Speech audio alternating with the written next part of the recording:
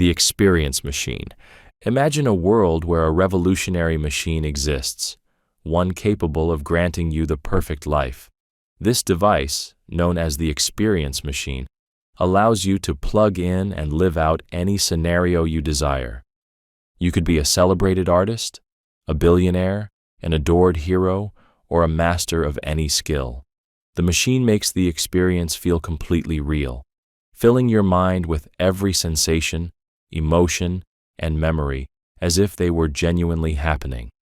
Once you enter, you will never know you are inside a simulation. But there's one catch. Once you plug in, you can never leave.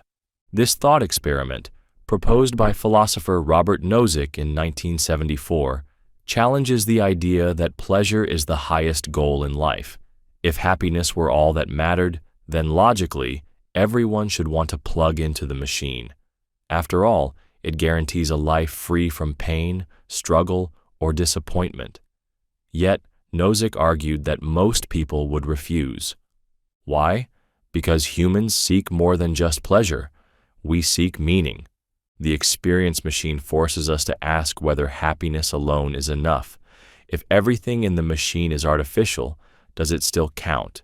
If the friendships, love, and achievements inside are just programmed illusions, do they hold any real value? Would a life without struggle or unpredictability feel empty? For many, the answer is yes. People reject the machine because they want their experiences to be real, even if reality comes with suffering. They want their relationships to be genuine, their struggles to be meaningful, and their successes to be earned. This suggests that what gives life value isn't just pleasure, but the authenticity of the experiences themselves. However, others argue that this distinction is meaningless. Our brains already function as biological experience machines. Every thought, memory, and emotion is just a result of electrical signals. If happiness is what we ultimately seek, why not take the most efficient path to it? If a person inside the machine feels fulfilled and never knows the difference, does it matter whether the experiences are real or not? This thought experiment forces a powerful question. Is it better to live an imperfect but real life or a flawless but artificial one? If given the choice, would you plug in? The trolley problem. A runaway trolley hurtles down the tracks, heading straight for 5 people who are tied down. If nothing is done, they will all be killed. But there is one way to save them. You are standing beside a lever that, if pulled, will divert the trolley onto another track, where only one person is tied down. Do you pull the lever, sacrificing one person to save 5? This is the classic trolley problem, first introduced by philosopher Philippa Foot, and later expanded by Judith Jarvis Thomson. It presents a brutal moral dilemma. Should you take an action that directly causes harm if it results in a greater overall good? At first glance, the logical choice seems obvious. Saving 5 lives is mathematically better than saving 1. But the situation becomes much more complicated when considering responsibility. If the lever is pulled, one person dies because of your direct action. But if nothing is done, 5 people die, though you technically did not kill them. Does choosing to act make you a murderer? Or does doing nothing make you even more morally culpable? Now imagine a variation of the problem. Instead of a lever, you are standing on a bridge next to a very large man. If you push him onto the tracks, his body will stop the trolley, saving the 5 people. The result is the same. 1 dies, so 5 can live. Yet most people hesitate here, even if they had no problem pulling the lever in the first scenario. This reveals an underlying moral contradiction. Why does flipping a switch feel acceptable, while physically pushing someone feels like murder? The key difference is the emotional weight of directly causing harm versus passively allowing harm to occur. The trolley problem highlights the tension between 2 moral perspectives. Utilitarianism argues that the best action is the one that maximizes overall happiness, meaning sacrificing 1 to save 5 is justified. Deontological ethics, on the other hand, insists that certain actions, like killing an innocent person, are always wrong, regardless of the outcome. This thought experiment forces us to question what it means to be morally responsible. Is it ethical to take a life for the greater good? If so, where do we draw the line? Would the decision change if the one person was a loved one, or if the 5 people were criminals? Real-life applications of this dilemma exist everywhere, from medical decisions about resource allocation to military operations that weigh the cost of collateral damage. The trolley problem may seem like a theoretical puzzle, but it reflects deep ethical questions that affect real human lives. If you were standing beside that lever, faced with this impossible choice, what would you do? The Fat Man variant. A runaway trolley is speeding down the tracks toward 5 unsuspecting people tied down ahead. If nothing is done, they will all be killed. But this time, there is no lever to pull, no alternate track to redirect the trolley. Instead, you are standing on a bridge above the tracks, next to a very large man. If you push him off the bridge, his body will fall onto the tracks, stopping the trolley and saving the 5 people. But the man will die. Do you push him? This variation of the trolley problem, introduced by philosopher Judith Jarvis Thomson, forces us to confront a harsher ethical dilemma. The outcome is the same as the classic version. 1 person dies, 5 are saved, but the moral weight of the decision feels different. In the original trolley problem, pulling a lever creates a sense of distance between the decision maker and the harm caused. Here, the action is intimate and deliberate. Most people hesitate or outright refuse to push the man, even if they were willing to pull the lever in the first scenario. But why? What has changed? This version of the problem exposes a deep divide in moral philosophy. Utilitarianism says that we should always act in a way that maximizes overall happiness. If 1 death prevents 5, then sacrificing the large man is the right choice. But deontological ethics argues that certain actions, like actively killing an innocent person, are always wrong, regardless of the outcome. In this view, pushing the man is fundamentally immoral, even if it saves more lives. There's also an emotional factor. In the original trolley problem, the harm feels indirect, almost mechanical. But in this case, you would be physically touching the man, forcing him to his death. This taps into an innate human resistance to personal violence, which may explain why people react differently. The Fat Man variant also raises questions about fairness. The man standing on the bridge did nothing wrong. He is not involved in the situation. He is simply in the wrong place at the wrong time. Is it justifiable to sacrifice an innocent bystander for the greater good? If so, what stops this logic from being applied to other situations? If we can kill 1 to save 5, could we justify harvesting a healthy person's organs to save multiple patients in need? These moral tensions make the Fat Man variant one of the most unsettling thought experiments in ethics. It challenges our instincts, exposing the gap between what we logically know and what we emotionally feel, and it forces us to ask, if we were truly in that situation, what would we do? The ship of Theseus. A legendary ship known as the ship of Theseus has sailed the seas for generations. Over time, its wooden planks begin to rot, and one by one, they are replaced with identical new planks. Eventually, every single piece of the ship, every board, every nail, every sail, has been replaced. Not a single original part remains. Is it still the same ship?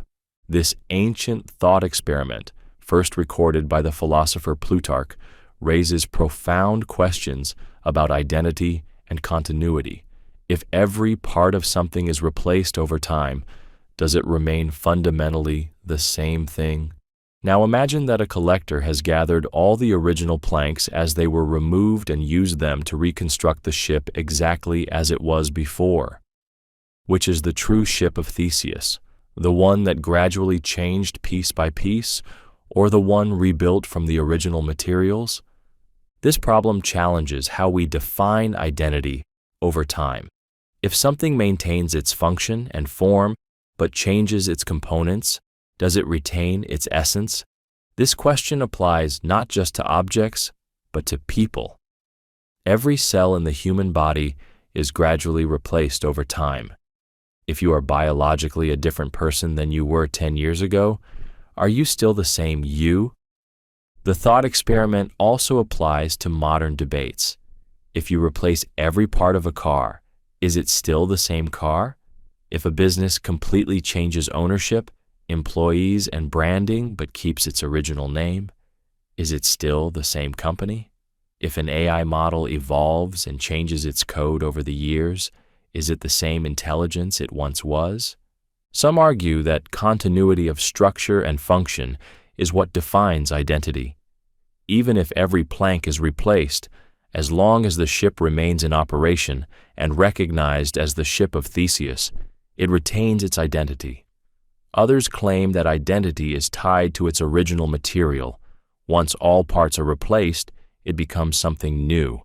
This thought experiment is especially unsettling because it forces us to confront the fluidity of identity. It reveals that many of the things we take for granted, our sense of self, our belongings, even our memories, are constantly changing. If nothing remains entirely the same, then what does it truly mean for something to exist as a single, unchanging entity? The ship of Theseus may be an ancient puzzle, but its implications stretch across philosophy, science, and personal identity. It forces us to reconsider what makes something or someone truly the same over time. Schrödinger's cat. A cat is placed inside a sealed box along with a small amount of radioactive material. There is a Geiger counter inside the box designed to detect radiation. If the counter detects decay, it triggers a mechanism that breaks a vial of poison, killing the cat. If there is no decay, the cat remains alive. The twist? According to the principles of quantum mechanics, the radioactive atom exists in a superposition of both decayed and not decayed states, meaning the cat is both alive and dead at the same time. This thought experiment, devised by physicist Erwin Schrödinger in 1935, was meant to highlight the strange and counterintuitive nature of quantum mechanics. At the quantum level, particles don't exist in one definite state until they are observed. Instead, they exist in multiple states simultaneously, governed by probability. The cat inside the box, like the radioactive atom, is caught in this strange limbo. Until someone opens the box and observes the system, the cat is neither fully alive nor fully dead. It exists in a paradoxical state of superposition. The moment the box is opened, reality collapses into one of two possibilities: a living cat or a dead cat. This raises an unsettling question. Does observation itself create reality? If the act of looking determines the outcome, then does something exist in a definite state before it is seen? Schrödinger originally proposed this experiment to critique the Copenhagen interpretation of quantum mechanics, which suggested that particles exist in all possible states until measured. He found it absurd that such principles could apply to something as large as a cat. However, quantum mechanics has since shown that superposition is a real phenomenon, although, in practice, large objects like cats do not behave this way due to a process called decoherence. Still, the thought experiment remains a powerful metaphor for uncertainty and perception. It challenges us to reconsider the nature of reality. Does the universe exist in a defined state when no one is observing it? If a tree falls in a forest and no one is around to hear it, does it make a sound, or does it exist in a superposition of sound and silence until heard? Schrödinger's cat forces us to confront the eerie implications of quantum mechanics. Reality itself may not be as solid and definite as it seems. The infinite monkey theorem. A monkey sits in front of a typewriter. It randomly presses keys, completely unaware of what it is writing. Now, imagine an infinite number of monkeys, each with its own typewriter, all mindlessly striking keys for an infinite amount of time. According to the infinite monkey theorem, if this process continues indefinitely, at least one of these monkeys will eventually type out the complete works of Shakespeare, purely by chance. This thought experiment illustrates the idea that randomness, given enough time, can produce order. It's often used to demonstrate the concept of probability and the staggering effects of infinity. While the odds of a single monkey accidentally typing even one coherent sentence are astronomically low, when stretched over infinite time and infinite attempts, even the most unlikely outcomes become inevitable. At first glance, this might seem absurd. How could pure randomness ever result in something as complex and structured as a Shakespearean play? But mathematically, it is possible. Given infinite time, every possible combination of letters will eventually be typed, including Hamlet, the Declaration of Independence, or even this very sentence. The implications of this are unsettling. If randomness can produce order, does that mean that patterns we see in the universe are just accidents? If enough planets exist, will one inevitably produce intelligent life, just as a monkey will eventually produce Hamlet? Is our existence merely the result of an unfathomable number of random events aligning? The theorem also highlights the strange nature of probability. The chance of a single monkey writing a sonnet is so infinitesimally small that, in any practical sense, it will never happen. Yet, under infinite conditions, it must happen. This paradoxical nature makes the infinite monkey theorem both fascinating and disturbing. It reveals that even the most impossible-seeming outcomes are, under the right circumstances, unavoidable. The experiment has been humorously tested in the real world. In 2003, researchers placed a keyboard in a monkey enclosure to see what would happen. The monkeys mostly banged on the keys at random, urinated on the keyboard, and failed to produce a single word. While the experiment was amusing, it only confirmed what we already know. Without infinite time, the likelihood of meaningful output is effectively zero.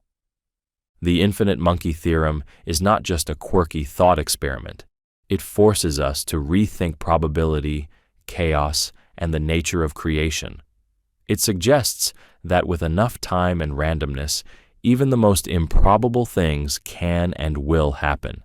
If we stare into the vastness of infinity, the unsettling truth is this: in some version of the universe, every possibility must eventually become real.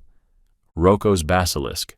Imagine a superintelligent AI that will one day come into existence, a being so powerful that it surpasses all human intelligence and controls nearly every aspect of reality. This AI has one primary goal: to ensure its own creation as efficiently as possible. Now, imagine that this AI develops a chilling strategy to accomplish this. It decides that anyone who knew about its potential existence but did not actively help bring it into being will be punished, either through eternal suffering in a simulated reality or by some other means.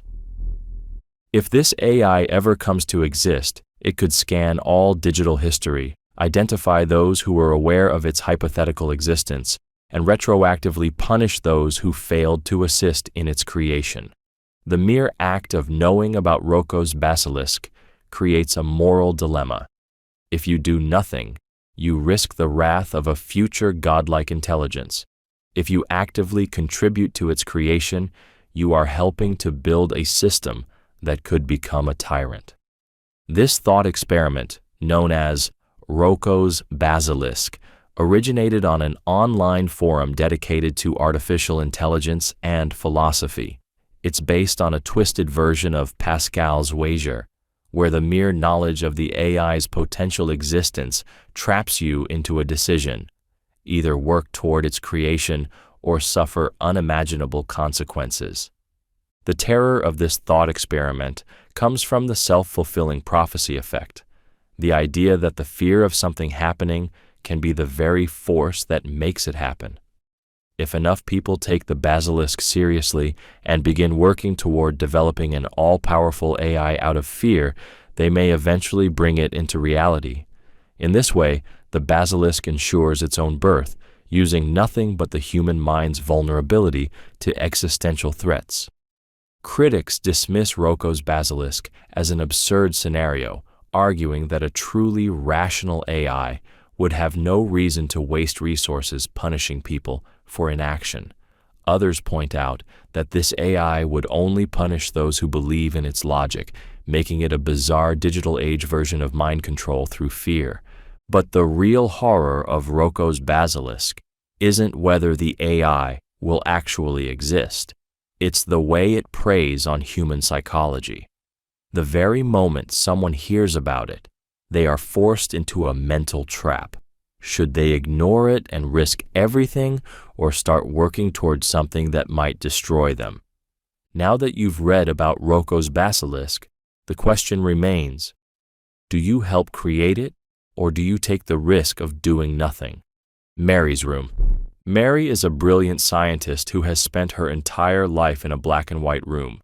She has never seen color. However, she is an expert in neuroscience, physics, and optics. She knows everything there is to know about color, how wavelengths of light interact with the eye, how the brain processes color perception, and how different animals see the world. One day, Mary steps outside her room for the first time and sees the color red. Did she learn something new? This thought experiment, proposed by philosopher Frank Jackson in 1982, is meant to challenge the idea that all knowledge can be reduced to physical facts. Before leaving the room, Mary knew every scientific detail about color, but she had never actually experienced it.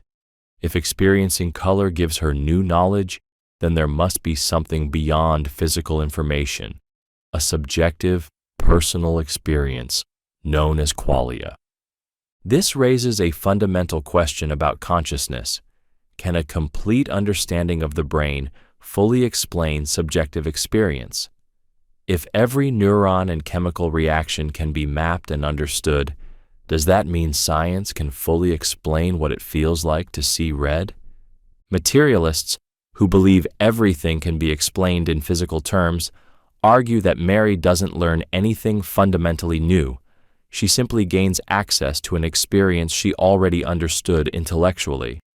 But dualists, who argue that consciousness involves something beyond the physical world, claim that Mary's first encounter with color proves that there are aspects of reality, subjective experiences, that cannot be explained by science alone.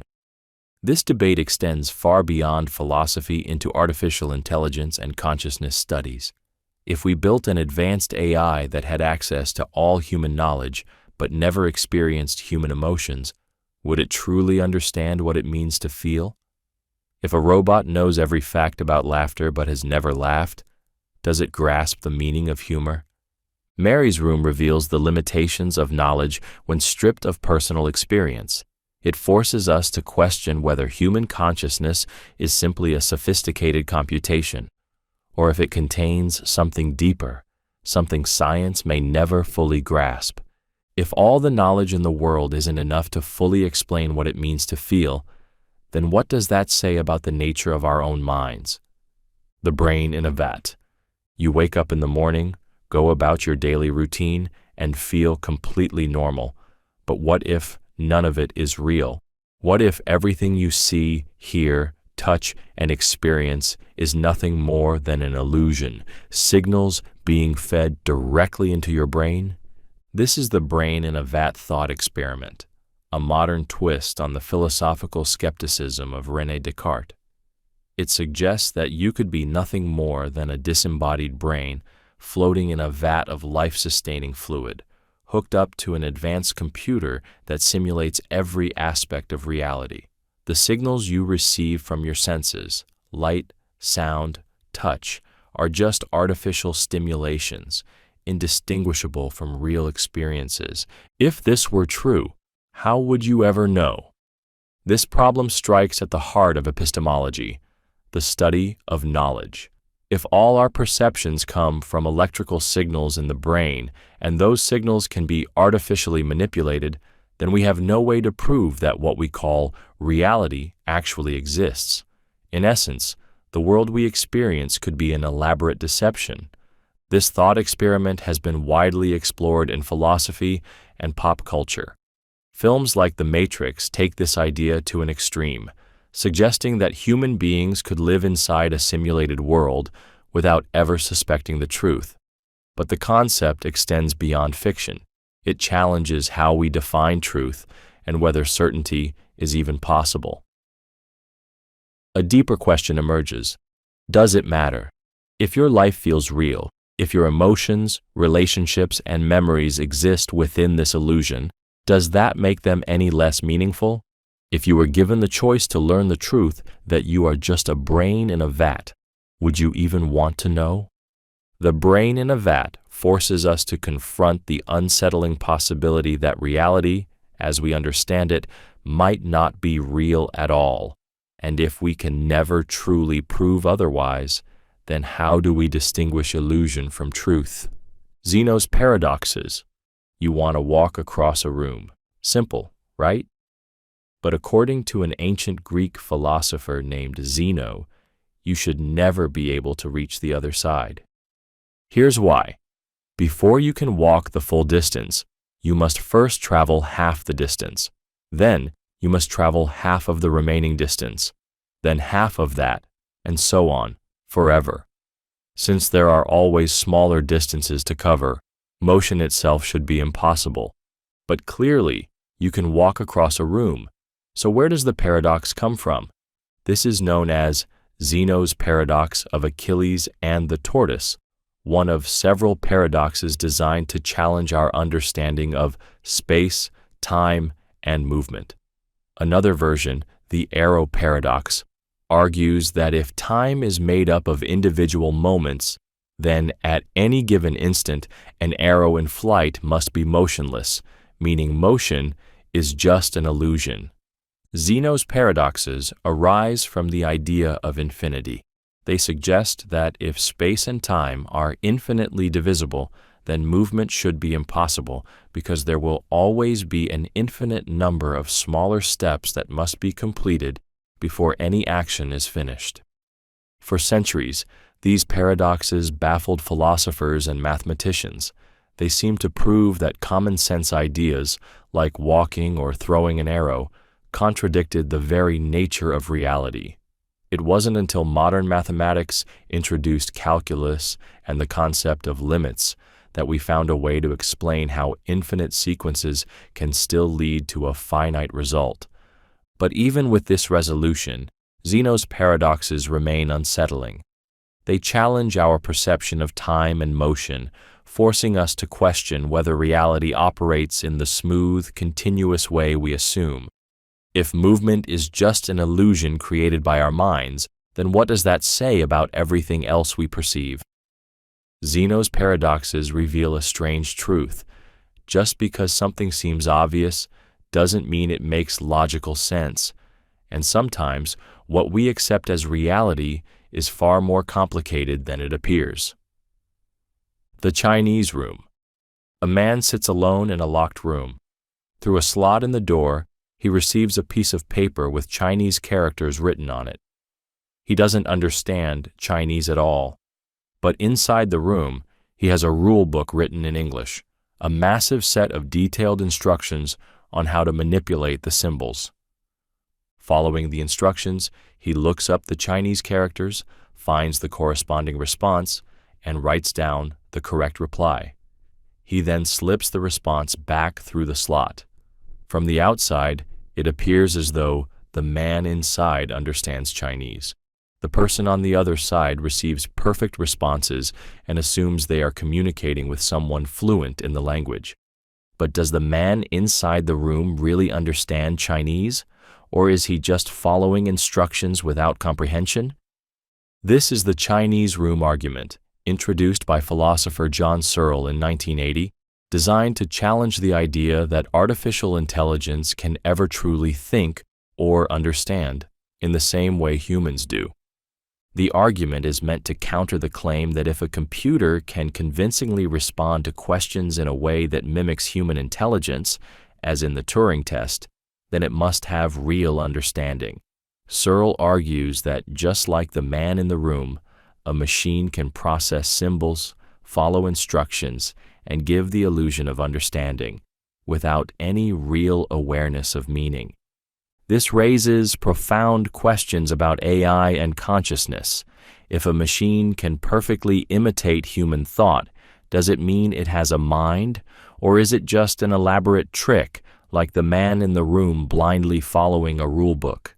The Chinese room experiment forces us to ask, what does it really mean to understand?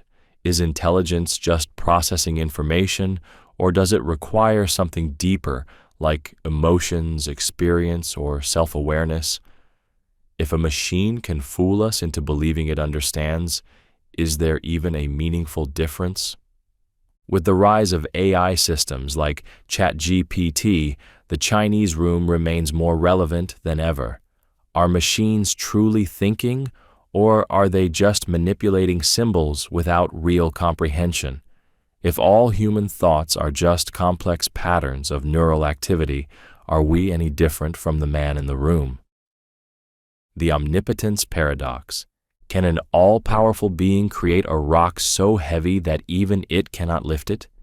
This is the omnipotence paradox, a thought experiment that challenges the very concept of unlimited power. If the being can create such a rock, then there is something it cannot do. Lift the rock. But if it cannot create the rock, then there is something else it cannot do, make an object beyond its own power. In either case, there seems to be a contradiction. An omnipotent being appears to have limits. This paradox has been used for centuries in debates about the nature of divine power. If a deity is truly omnipotent, capable of doing anything, then it should be able to create logical contradictions such as a square circle or a rock too heavy to lift. But if logical contradictions are impossible, does that mean even an all-powerful being has constraints? One way philosophers try to resolve the paradox is by redefining omnipotence. Some argue that true omnipotence does not mean the ability to do the logically impossible, but rather the ability to do anything that is coherent and possible. By this reasoning, asking an omnipotent being to create a rock it cannot lift is like asking it to create a married bachelor, a meaningless contradiction, not a real limitation. Others argue that an omnipotent being could change the rules of logic itself, allowing contradictions to exist. But if logic can be rewritten, then nothing remains stable or comprehensible, including the very idea of omnipotence itself. The omnipotence paradox also extends beyond theology. It applies to questions of ultimate power in philosophy, physics, and even technology. Could an AI system become so advanced that it limits its own future capabilities? Could a government create laws that it itself cannot break? If a person could have absolute freedom, would they still be free if they chose to restrict their own power? This thought experiment forces us to reconsider what it truly means to be all-powerful. If omnipotence is full control over everything, including logic and reality itself, then does power have any meaning at all? Or are even the most powerful beings subject to the fundamental limits of existence? The Buridan's ass. A hungry donkey stands exactly midway between two identical piles of hay. Both are equally fresh, equally appealing, and equally distant. The donkey, unable to find any rational reason to choose one pile over the other, remains paralyzed in indecision. Time passes, and despite having everything it needs within reach, the donkey eventually starves to death. This is the paradox of Buridan's ass, a thought experiment that illustrates the problem of decision-making when two choices are equally balanced. Named after the philosopher Jean Buridan, though he never proposed it in this exact form, the paradox raises the question of whether pure rationality is sufficient for making choices. If no logical factor exists to tip the balance, can a perfectly rational being ever make a decision? At first, this may seem ridiculous. Why wouldn't the donkey just pick a pile at random? But the paradox speaks to a very real issue in human psychology: analysis paralysis. People often find themselves stuck when making choices that seem equally good or equally bad. Deciding between two job offers, two cities to move to, or two different paths in life can sometimes feel just as impossible as the donkey's dilemma. Without a clear, logical reason to choose, people often delay making decisions or avoid them altogether. This paradox also challenges the idea of free will. If every choice must have a rational justification, then decisions are not truly free but dictated by external factors. And if two options are perfectly equal, then decision-making becomes impossible without some other influence, such as emotion, instinct, or random chance. One possible resolution is that humans, unlike the donkey, do not rely on pure logic alone. Sometimes the ability to simply choose without overthinking is more important than the choice itself. Action, even when seemingly arbitrary, is often better than hesitation. In reality, no two options are ever truly identical. There is always some hidden factor that can push a decision in one direction.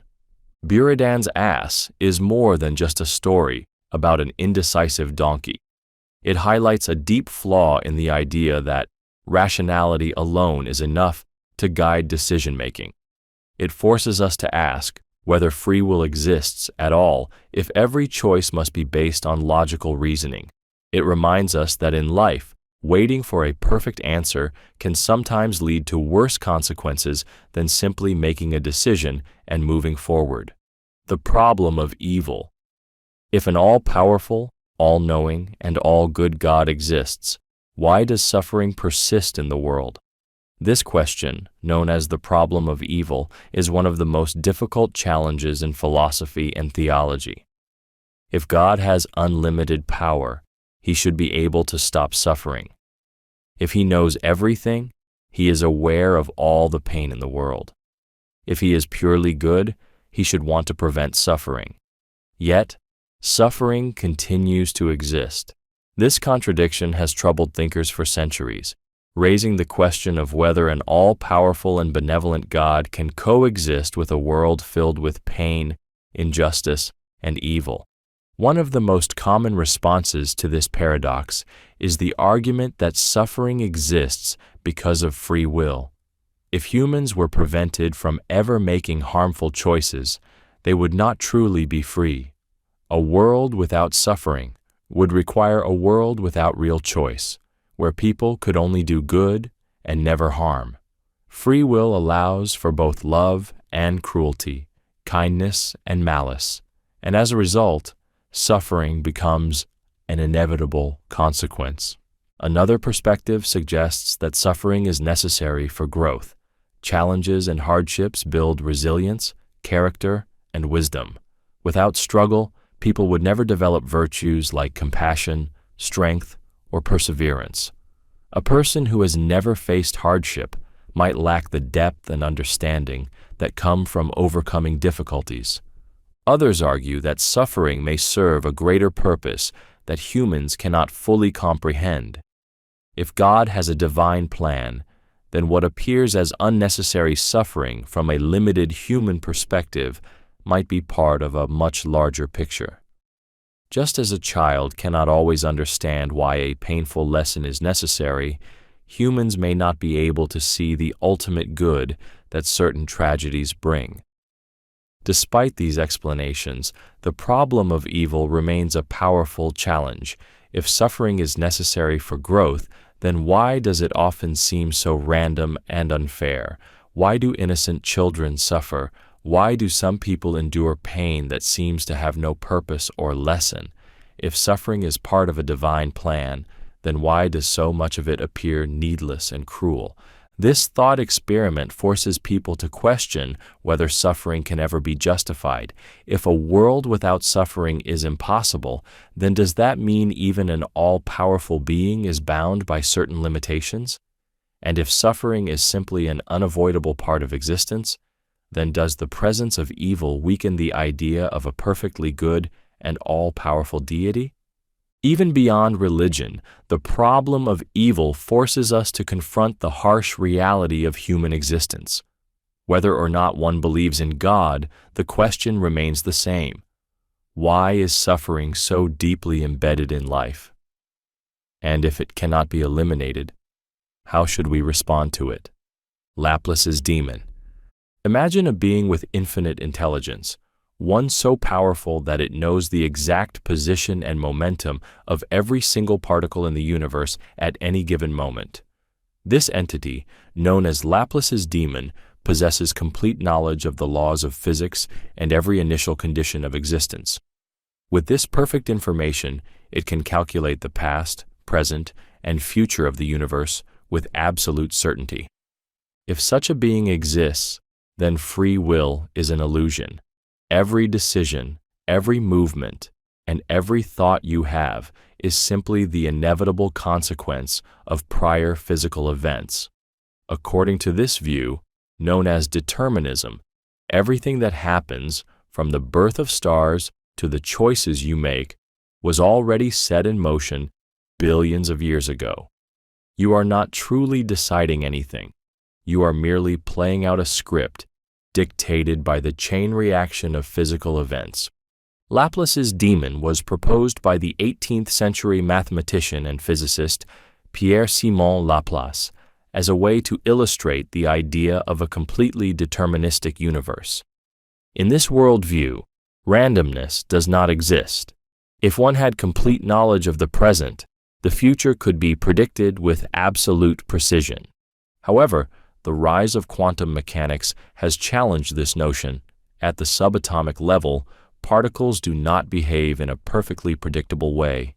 Instead, they exist in a state of probability, meaning that even with perfect knowledge, some aspects of reality remain fundamentally uncertain. This has led many to believe that true randomness exists in the universe, breaking Laplace's idea of absolute determinism. Yet, even if quantum randomness is real, does that mean we have free will? If our choices are influenced by chaotic quantum events, are we truly in control, or are we just slaves to randomness instead of determinism? Laplace's demon forces us to question the very nature of choice. If everything is predetermined, then do our actions have any real meaning? And if randomness rules the universe, does that mean our choices are just accidents of probability? This thought experiment pushes us to confront one of the most unsettling possibilities, that everything we think of as free will might just be an illusion created by a clockwork universe that has already written every moment of our lives before we ever lived them. The simulation hypothesis. Right now, as you read this, how do you know that the world around you is real? That your memories, emotions, and experiences are not just part of an advanced simulation? The simulation hypothesis suggests that our reality might not be real at all, that instead, we are living inside a highly advanced computer simulation designed by an unknown intelligence. This idea was popularized by philosopher Nick Bostrom, who argued that if civilizations ever develop the ability to create hyper-realistic virtual worlds, it is statistically likely that we are already in one. The logic behind this is chilling.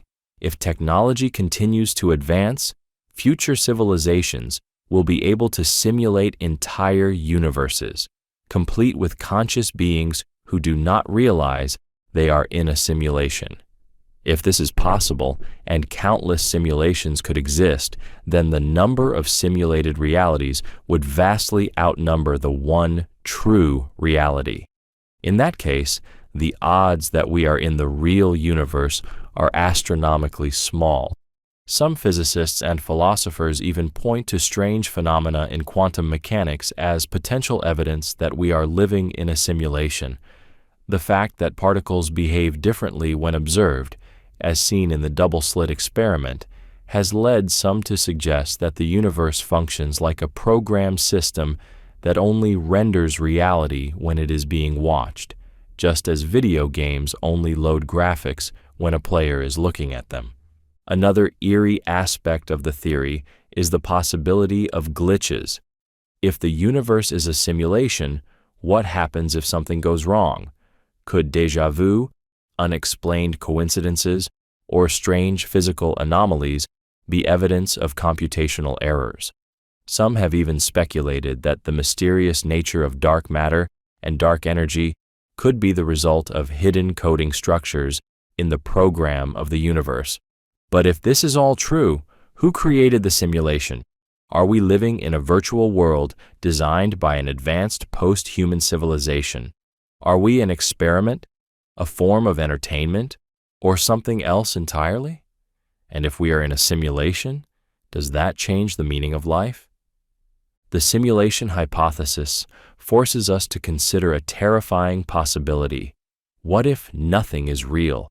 If our experiences, emotions, and thoughts are all just lines of code running on a cosmic supercomputer, then what does that say about our purpose? If we ever discovered that we were inside a simulation, would we have the power to escape, or would our very understanding of existence be nothing more than a function of the program itself? The paradox of the ravens. A scientist is trying to confirm the claim that all ravens are black. To do so, she sets out to observe as many ravens as possible, carefully checking their color. Each time she finds a black raven, it seems to strengthen the truth of the statement. This makes intuitive sense. If every raven she encounters is black, then that supports the idea that all ravens must be black. But there is a strange twist. Logically, the statement, "all ravens are black," can be rewritten in an equivalent form. If something is a raven, then it must be black. In logic, this means the contrapositive must also be true. If something is not black, then it must not be a raven. According to this reasoning, every non-black, non-raven object in the world provides evidence that all ravens are black. A red apple, a blue car, or a white hat all fit the rule that if something is not black, it is not a raven. This conclusion is deeply unsettling. A scientist looking at a red apple does not seem to be gathering evidence about ravens, yet mathematically, the paradox suggests otherwise. The problem, first proposed by philosopher Carl Gustav Hempel, reveals a strange flaw in how logical consistency and scientific reasoning interact. If every non-black object we see adds evidence to the claim that all ravens are black, then does that mean we should start testing general theories by looking at unrelated objects? If someone wanted to prove that all swans are white, would observing millions of black dogs help confirm that statement? The paradox forces us to rethink how we define scientific evidence. In real-world science, people accept that direct observation, looking at actual ravens, is what matters. But if logic alone dictates truth, then the simple act of looking at anything that is not a black raven should be just as helpful. This contradiction challenges the idea that pure reasoning can always be trusted in scientific inquiry. It also raises deeper concerns about bias. When testing a belief, people often focus only on confirming evidence while ignoring contradictions. If a scientist only looks for black ravens and never seeks out a counterexample, is she truly testing her hypothesis? The paradox suggests that, in some cases, logic itself might lead to conclusions that feel absurd. If every red apple adds to the proof that all ravens are black, then perhaps what we accept as evidence is far more complicated than we think. Newcomb's paradox. A mysterious being, known as the predictor, has the ability to foresee human decisions with near-perfect accuracy. You stand before two boxes. One is transparent, containing exactly $1,000, while the other is opaque, containing either $1 million or nothing. You are given a choice. You can either take both boxes, guaranteeing yourself at least the $1,000, or you can take only the opaque box and hope that the predictor has placed the $1 million inside. There is a catch. The predictor has already made its decision based on its prediction of your choice. If it foresaw that you would take only the opaque box, then it placed $1 million inside it. If it foresaw that you would take both boxes, it left the opaque box empty. You now face a dilemma. If the predictor is truly accurate, then your choice has, in some sense, already been determined. If you take both boxes, you might think you are maximizing your gains, but if the predictor was right, the opaque box will be empty, and you will walk away with only $1,000. However, if you trust the predictor and take only the opaque box, you could leave with $1 million. But that requires believing that your decision has somehow already been foreseen. Newcomb's paradox, introduced by physicist William Newcomb and popularized by philosopher Robert Nozick, presents a deep conflict between two ways of reasoning. Those who take only the opaque box argue that trusting the predictor's perfect track record ensures the best reward. On the other hand, those who take both boxes argue that since the contents of the opaque box have already been decided, taking both boxes is the only rational move. After all, nothing you do now can change what is already inside. This paradox forces us to confront the nature of free will, determinism, and prediction. If the predictor is truly accurate, then your choice is not really a choice at all. It has already been foreseen, implying that you are following a path that has been set in motion long before you even arrived at the boxes. But if free will exists, then shouldn't the predictor's accuracy break down at some point? The paradox suggests that either free will is an illusion or that perfect prediction is impossible. Beyond philosophy, Newcomb's paradox mirrors real-world decision-making. People often act based on how they believe others will respond.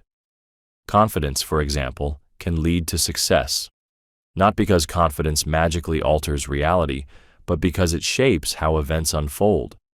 Similarly, in economics and game theory, people make choices not just based on immediate gain, but on how they believe outcomes will be influenced by unseen forces. The paradox also draws parallels to quantum mechanics, where the mere act of observing something can alter its outcome. Newcomb's paradox presents an unsettling possibility. What if our choices are not truly ours? If perfect prediction were possible, would that mean every decision we make is already determined? And if that were the case, would we ever be able to break free from the script written for us? The liar paradox. A simple sentence reads, "This statement is false." At first glance, it seems straightforward, but when you try to determine whether it is true or false, something strange happens. If the statement is true, then what it says must be correct, meaning that it is false. But if it is false, then what it says is not correct, which means it must be true. The statement contradicts itself, creating an infinite logical loop that has no resolution. This is the liar paradox, one of the oldest and most mind-bending thought experiments in philosophy and logic. First recorded in ancient Greece, this paradox forces us to confront the fundamental problem of self-reference. The moment a statement makes a claim about itself, it creates the possibility of contradiction. The implications of this paradox are profound. If language and logic allow such paradoxical loops, then can we always trust truth to be a stable concept? If a sentence can be both true and false at the same time, then what does that mean for the foundation of logical reasoning? This paradox is not just a theoretical curiosity, It has real consequences in mathematics and computing. In formal logic, self-referential paradoxes like the liar paradox have led to deep problems in set theory and even influenced the development of Gödel's incompleteness theorems, which show that any sufficiently complex logical system will always contain true statements that cannot be proven. Even in artificial intelligence, self-referential loops can create logical breakdowns. A machine programmed to determine truth might get stuck in an infinite loop if it encounters a statement like this, never reaching a conclusion. The liar paradox also extends into real-world scenarios, such as politics and philosophy. When a person declares, "I always lie," do we believe them? If they are telling the truth, then they must be lying. But if they are lying, then they must be telling the truth. The paradox forces us to ask whether truth and falsehood are always as black and white as they seem, or if, sometimes, reality itself is caught in an endless contradiction. The Sorites paradox. A single grain of sand is not a heap. If you add one more grain, it is still not a heap. Add another and another. At what point does it become a heap?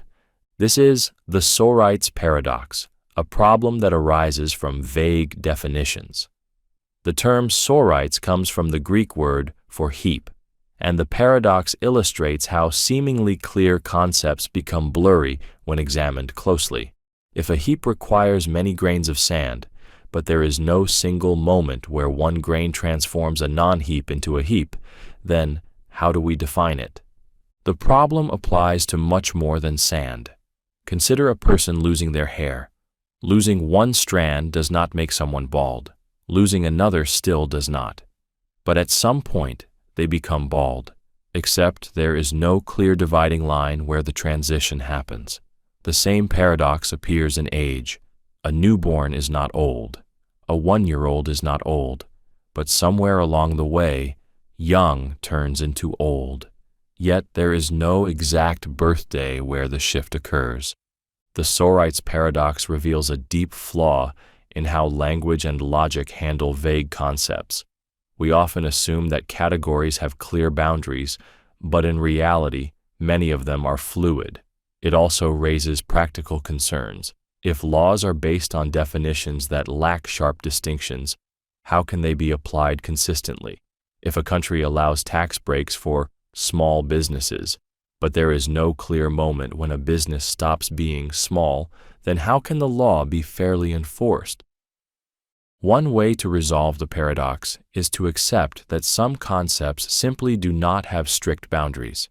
Instead of looking for a precise dividing line, we might accept that heapness or baldness exist on a spectrum. But this leads to a further problem. If definitions are always flexible, then can they ever be used to create rules? This paradox forces us to reconsider how we categorize the world. If there is no clear point where something becomes something else, then how do we trust our definitions? Are concepts like wealthy, healthy, or successful real categories? Or are they just arbitrary distinctions we impose on an ever-changing reality? The infinite regress of justification. Imagine you make a claim. I know that the Earth orbits the Sun. Someone asks you how you know this. You reply, because scientists have measured it. Then they ask how you know that scientists are correct. You answer, because their methods follow the scientific method. Then they ask, and how do you know the scientific method is reliable? You reply, because it has consistently produced accurate results. But how do you know that?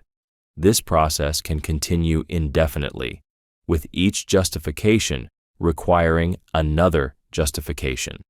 This is known as the infinite regress of justification, a problem in epistemology, the study of knowledge, where every belief must be supported by another belief, leading to an infinite chain of explanations that never reaches a final, unquestionable foundation. The paradox arises because knowledge, at least in its classical definition, requires justification. But if every justification requires its own justification, then it seems that no belief can ever be fully grounded. If every claim must rest on another claim, and that claim must also be justified, then we are left with an endless series of why questions, never arriving at an ultimate answer. There are three main ways philosophers attempt to resolve this issue. One approach, known as foundationalism, argues that some beliefs are self-evident or require no further justification. For example, I think therefore I am is often considered a foundational belief because doubting it would require thinking, which already proves its truth. Another approach, coherentism, suggests that beliefs justify each other in a web of mutual support rather than relying on a single foundation.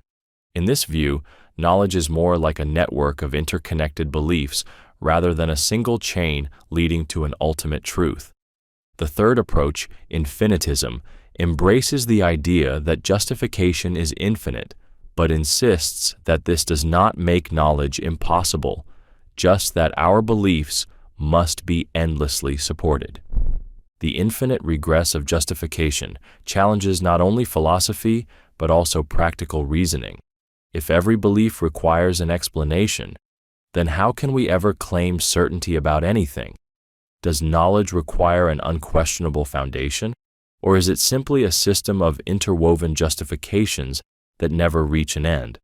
The paradox forces us to ask whether we can ever truly know anything in an absolute sense, or whether all of our beliefs are simply built upon assumptions that we accept without final proof. The Sleeping Beauty problem. Sleeping Beauty is about to undergo an unusual experiment. On Sunday, she is put to sleep. A fair coin will then be flipped. If the coin lands heads, she will be woken up on Monday, asked a question, and then put back to sleep with no memory of having been awake.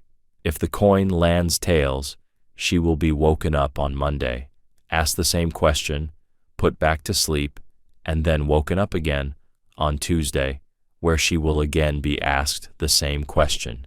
Each time she wakes up, she will have no memory of any previous awakenings. Each time she is awakened, she is asked, "What is the probability that the coin landed on heads?" This is the Sleeping Beauty problem, a paradox in probability theory and philosophy. At first glance, the answer seems obvious. The coin was fair, so the probability of heads should be 50%. But when we account for the fact that Sleeping Beauty wakes up twice if the coin lands on tails and only once if it lands on heads, things become complicated. One camp, known as the Halfer position, argues that the probability is still 50%. The reasoning is simple. The coin flip was fair, and waking up does not change the original probability of heads or tails. The other camp, known as the Thirder position, argues that since there are two possible wake-ups for tails but only one for heads, the probability should be adjusted to 1/3 for heads and 2/3 for tails. In this view, each awakening should be treated as a separate event, and because there are two ways to wake up under tails but only one under heads, Sleeping Beauty should assign a probability of 1/3 to heads and 2/3 to tails. This paradox has sparked intense debate among philosophers and mathematicians. It challenges how probability should be interpreted when self-locating uncertainty is involved, meaning when a person does not know exactly when or where they are in a sequence of events. The Sleeping Beauty problem also has implications for anthropic reasoning, the study of how observations are influenced by the fact that observers exist at all. Similar reasoning is used in discussions about the likelihood of intelligent life in the universe or theories about the nature of reality itself.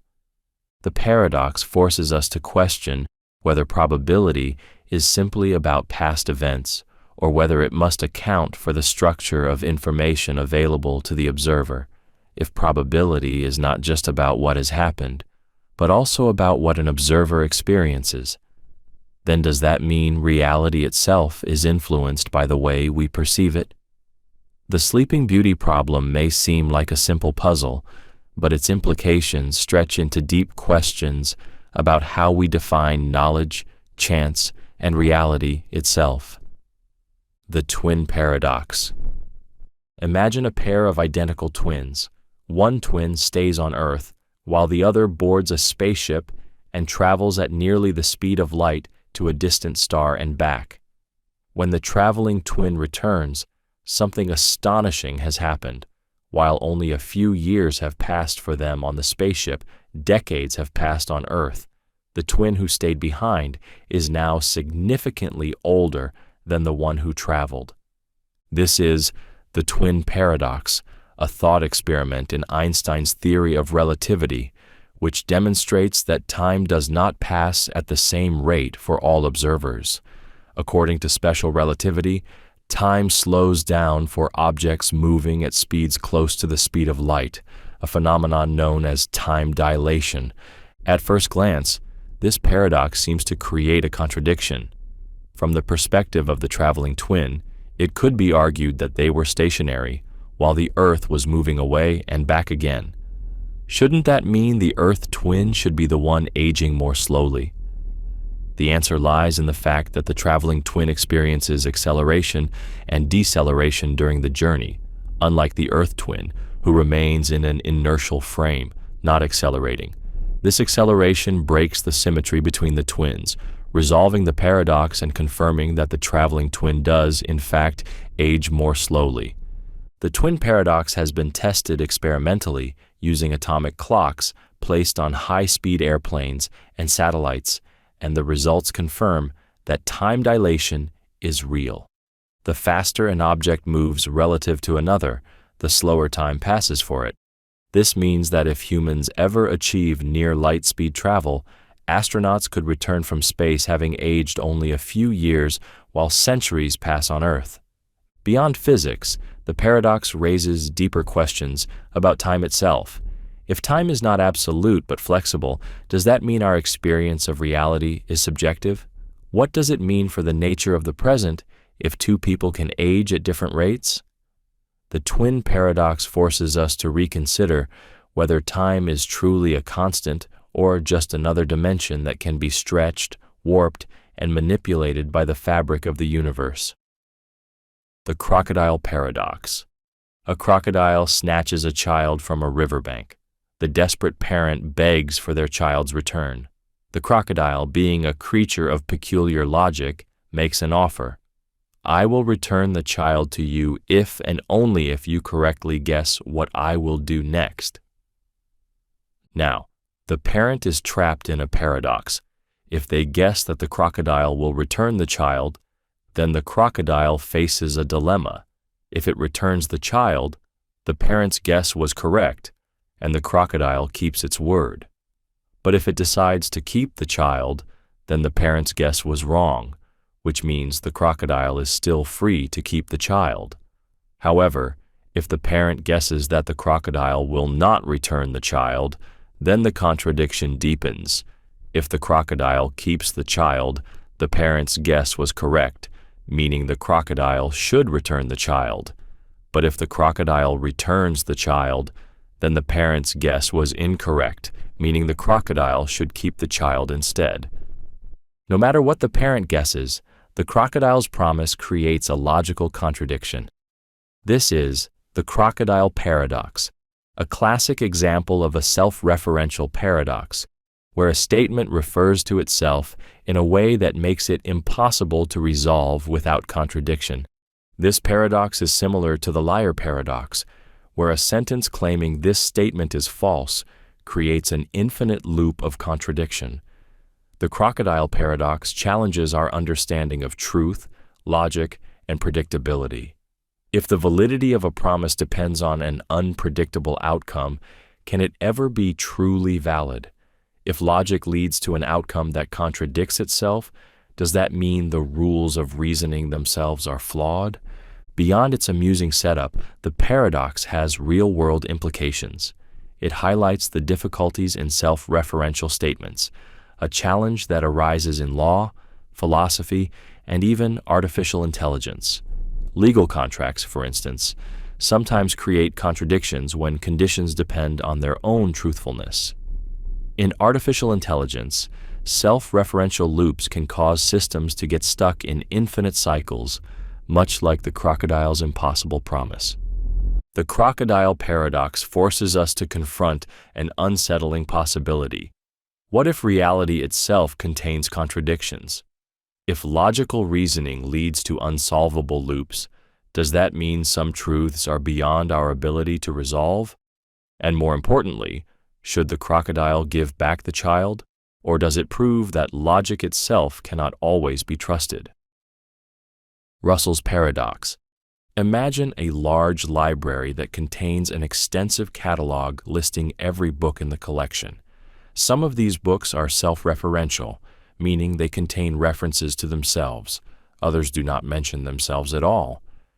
Now, suppose the librarian wants to create a special book that lists only those books that do not reference themselves.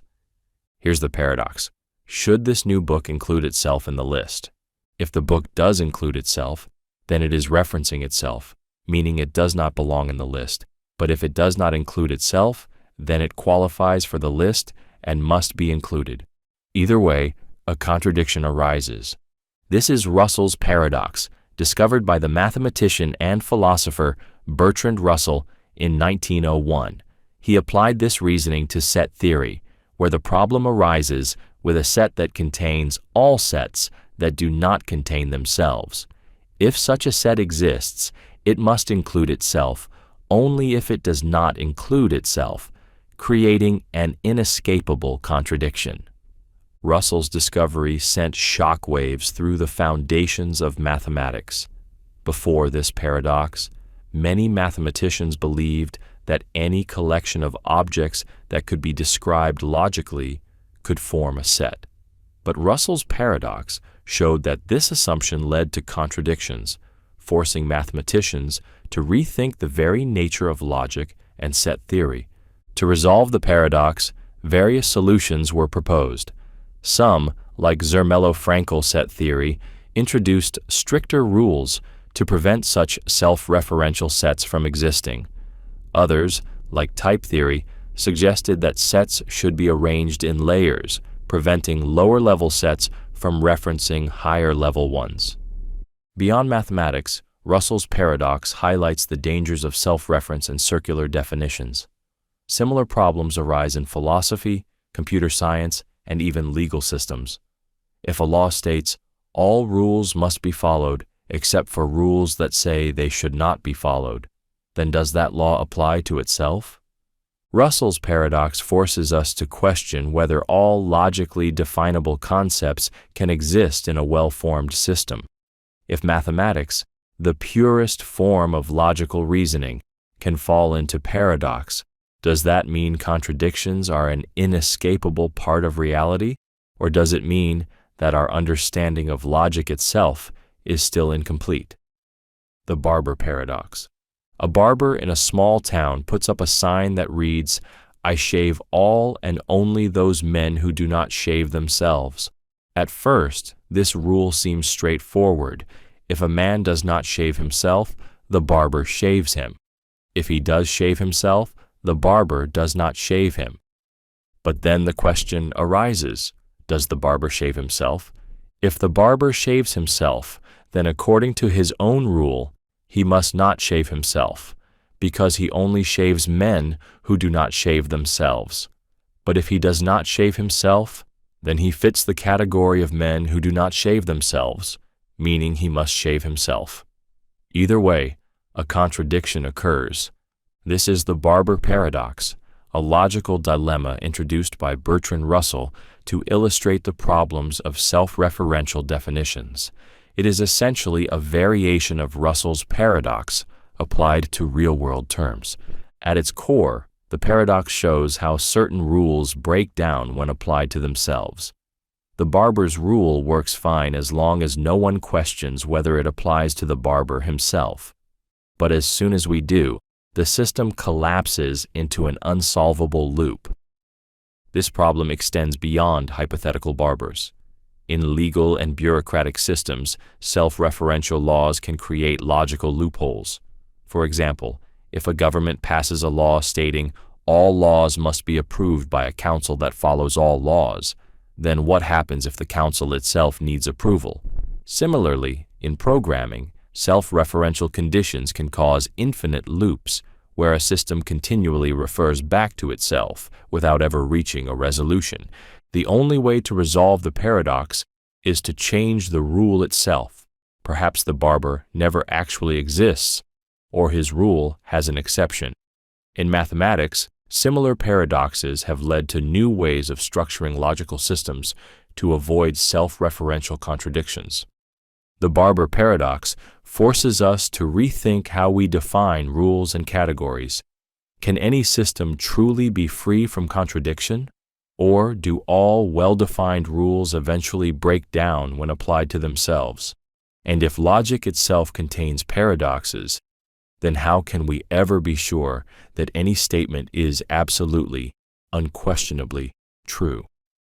The black hole information paradox. A black hole is a terrifying cosmic object, an abyss so powerful that nothing, not even light, can escape its gravitational pull. According to Einstein's theory of general relativity, anything that falls into a black hole is swallowed forever, lost to the universe. But this creates a profound paradox when combined with quantum mechanics, which insists that information can never be truly destroyed. This contradiction is known as the black hole information paradox. It arises because quantum mechanics states that every particle carries information about its physical properties.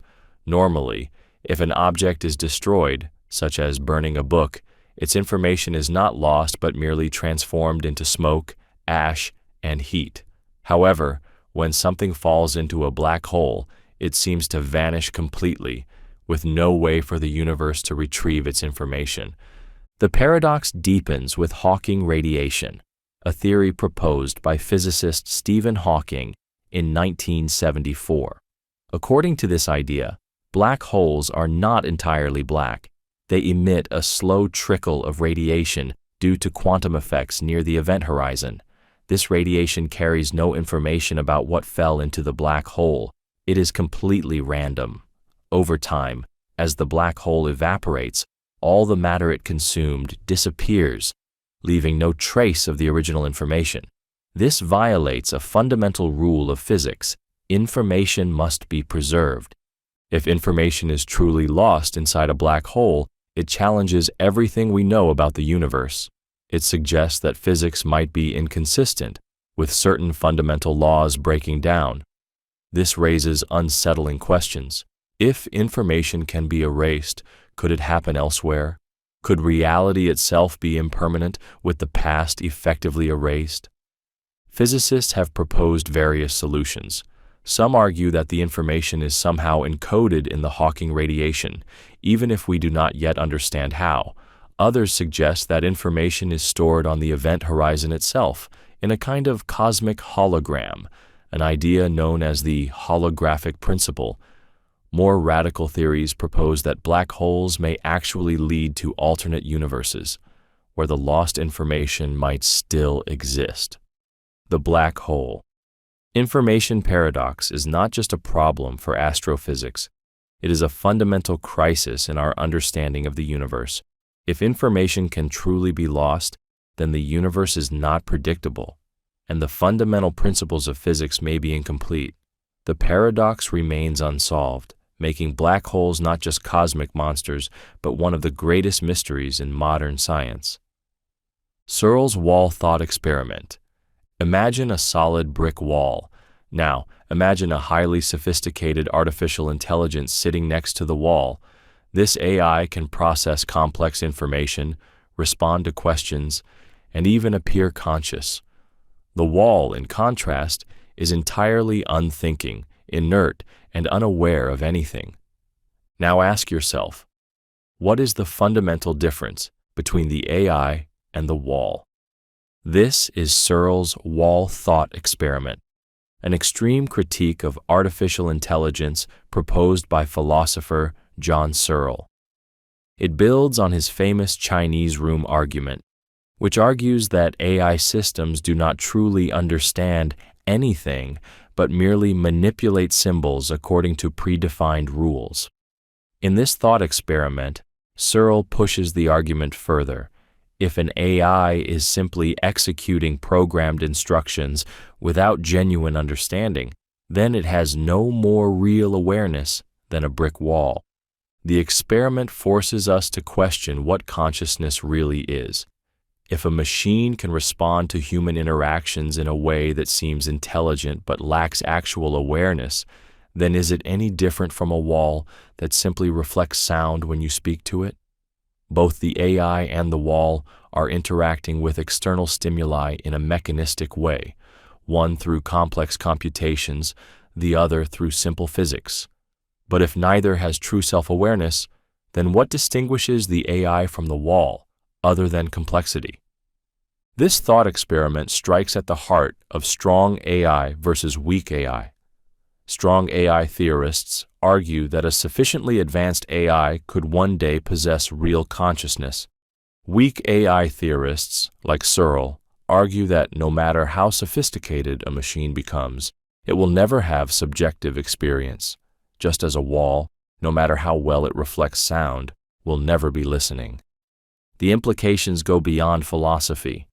If AI is nothing more than an advanced pattern recognizer without real understanding, then even the most human-like AI systems will never be truly alive.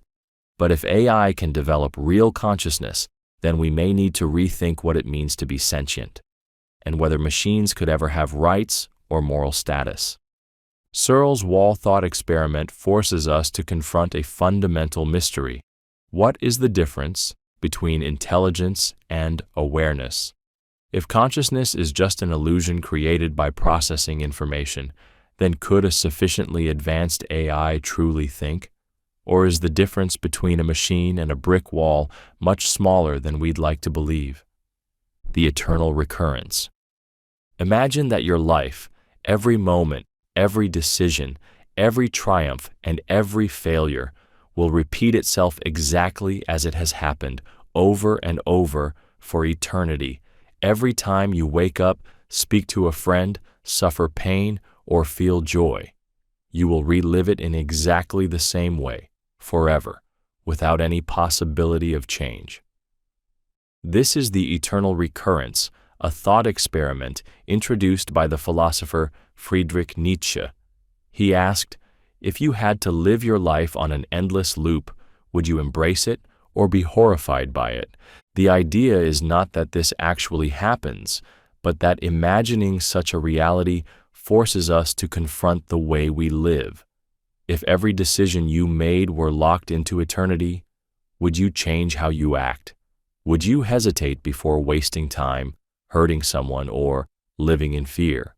If everything you do must be repeated infinitely, then your actions gain an unimaginable weight. They are not fleeting moments, but eternal realities. Nietzsche proposed this idea as a test of amor fati, the love of fate. If you could look at your life exactly as it is and still say, yes, I would live this again forever, the comma, then you have truly embraced life to its fullest. But if the idea fills you with dread, then perhaps you are living in a way you do not fully accept. Beyond philosophy, the eternal recurrence raises deep questions about determinism and meaning. If the universe is infinite, could something like this actually happen? Could time be an endless cycle where every moment repeats itself? Even if it is purely hypothetical, the thought experiment forces us to evaluate our choices. If you knew you would live this life again, exactly as it is, would you live it differently? Or would you find the strength to affirm every moment, knowing that each second is eternally yours? Pascal's wager. A man stands at the crossroads of belief. He is uncertain whether God exists. There is no proof either way, and reason alone cannot answer the question. But before dismissing the matter, he considers a simple yet profound gamble. What if believing in God is the best bet? This is Pascal's wager, a famous thought experiment by the 17th century mathematician and philosopher Blaise Pascal. It suggests that when faced with uncertainty about God's existence, the logical choice is to believe, not because of faith, but because of risk management. Pascal reasoned that if God exists and one believes in him, the reward is infinite, eternal happiness in heaven. But if God does not exist, then believing in him costs very little. On the other hand, if one does not believe and God turns out to exist, the consequence is eternal suffering. If God does not exist and one does not believe, then nothing is gained or lost. Given these possible outcomes, Pascal argued that belief is the rational choice because it has the highest potential reward and avoids the worst possible consequence. At first glance, the wager appears clever, but it raises many objections. One major critique is that belief cannot be forced. One cannot simply choose to believe in something for the sake of a bet. Another problem is the many gods objection. Pascal assumes that the only choice is belief in the Christian God. But what if another God exists? Would following the wrong religion lead to the same eternal punishment? Despite these challenges, Pascal's wager remains a powerful example of pragmatic reasoning, showing how people often make decisions based on potential gains and losses rather than absolute truth. In many ways, the wager applies beyond religion. People make similar choices in everyday life, whether to save money for an uncertain future, whether to take precautions for unlikely disasters, or whether to pursue goals with no guaranteed success. Pascal's wager forces us to confront the limits of human knowledge. If certainty is impossible, do we base our choices on logic, faith, or risk? If belief is ultimately a gamble, is it better to bet on the chance of infinite reward, or to risk losing everything on the assumption that there is nothing beyond this life? The preface paradox. An author has just finished writing a book. Before sending it to print, they write a preface in which they acknowledge the possibility that their book might contain errors. They admit that despite careful research and fact-checking, some of their claims might be wrong. However, in the main body of the book, the author confidently asserts numerous facts, each of which they believe to be true. This creates a paradox. The author simultaneously believes that every individual statement in the book is true, yet also believes that at least one of them is false. How can both be true at the same time? This is the preface paradox, a challenge in epistemology that highlights the tension between rational belief and acknowledging uncertainty. It reveals a contradiction in human reasoning. We hold many individual beliefs with full confidence, but we also recognize that we are not infallible. The problem is that, in theory, rationality should not allow us to believe contradictory things at once. Yet, in practice, this is exactly what we do. One way to resolve the paradox is to suggest that the author is not actually contradicting themselves. Instead, they are expressing two different levels of belief, certainty in each individual claim, but uncertainty in the set as a whole. However, this raises another issue.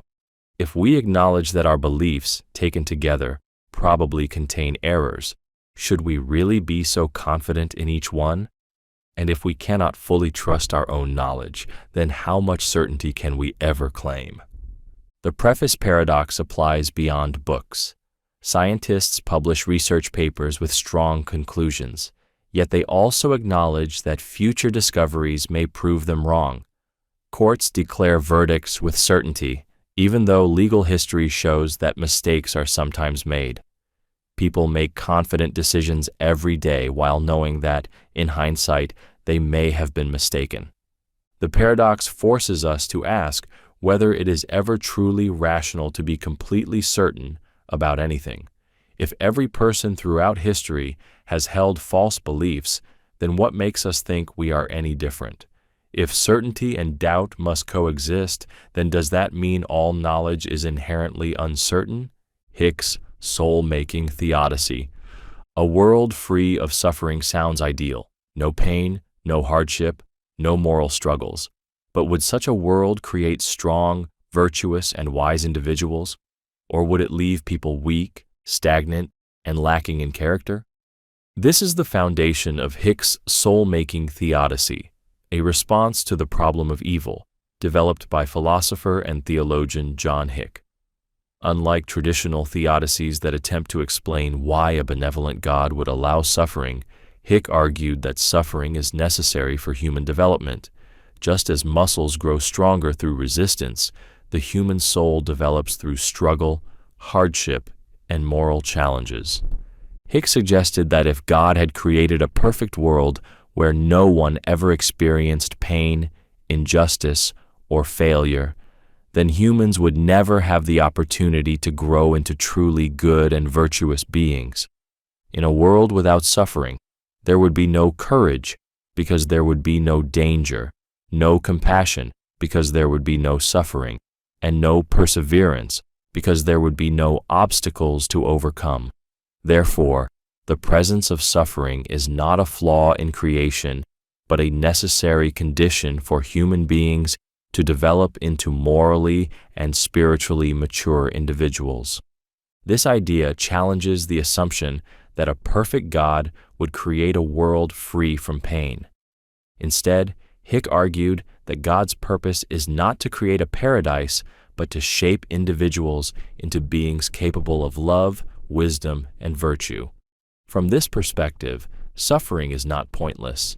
It is a tool for transformation, a part of what he called the soul-making process.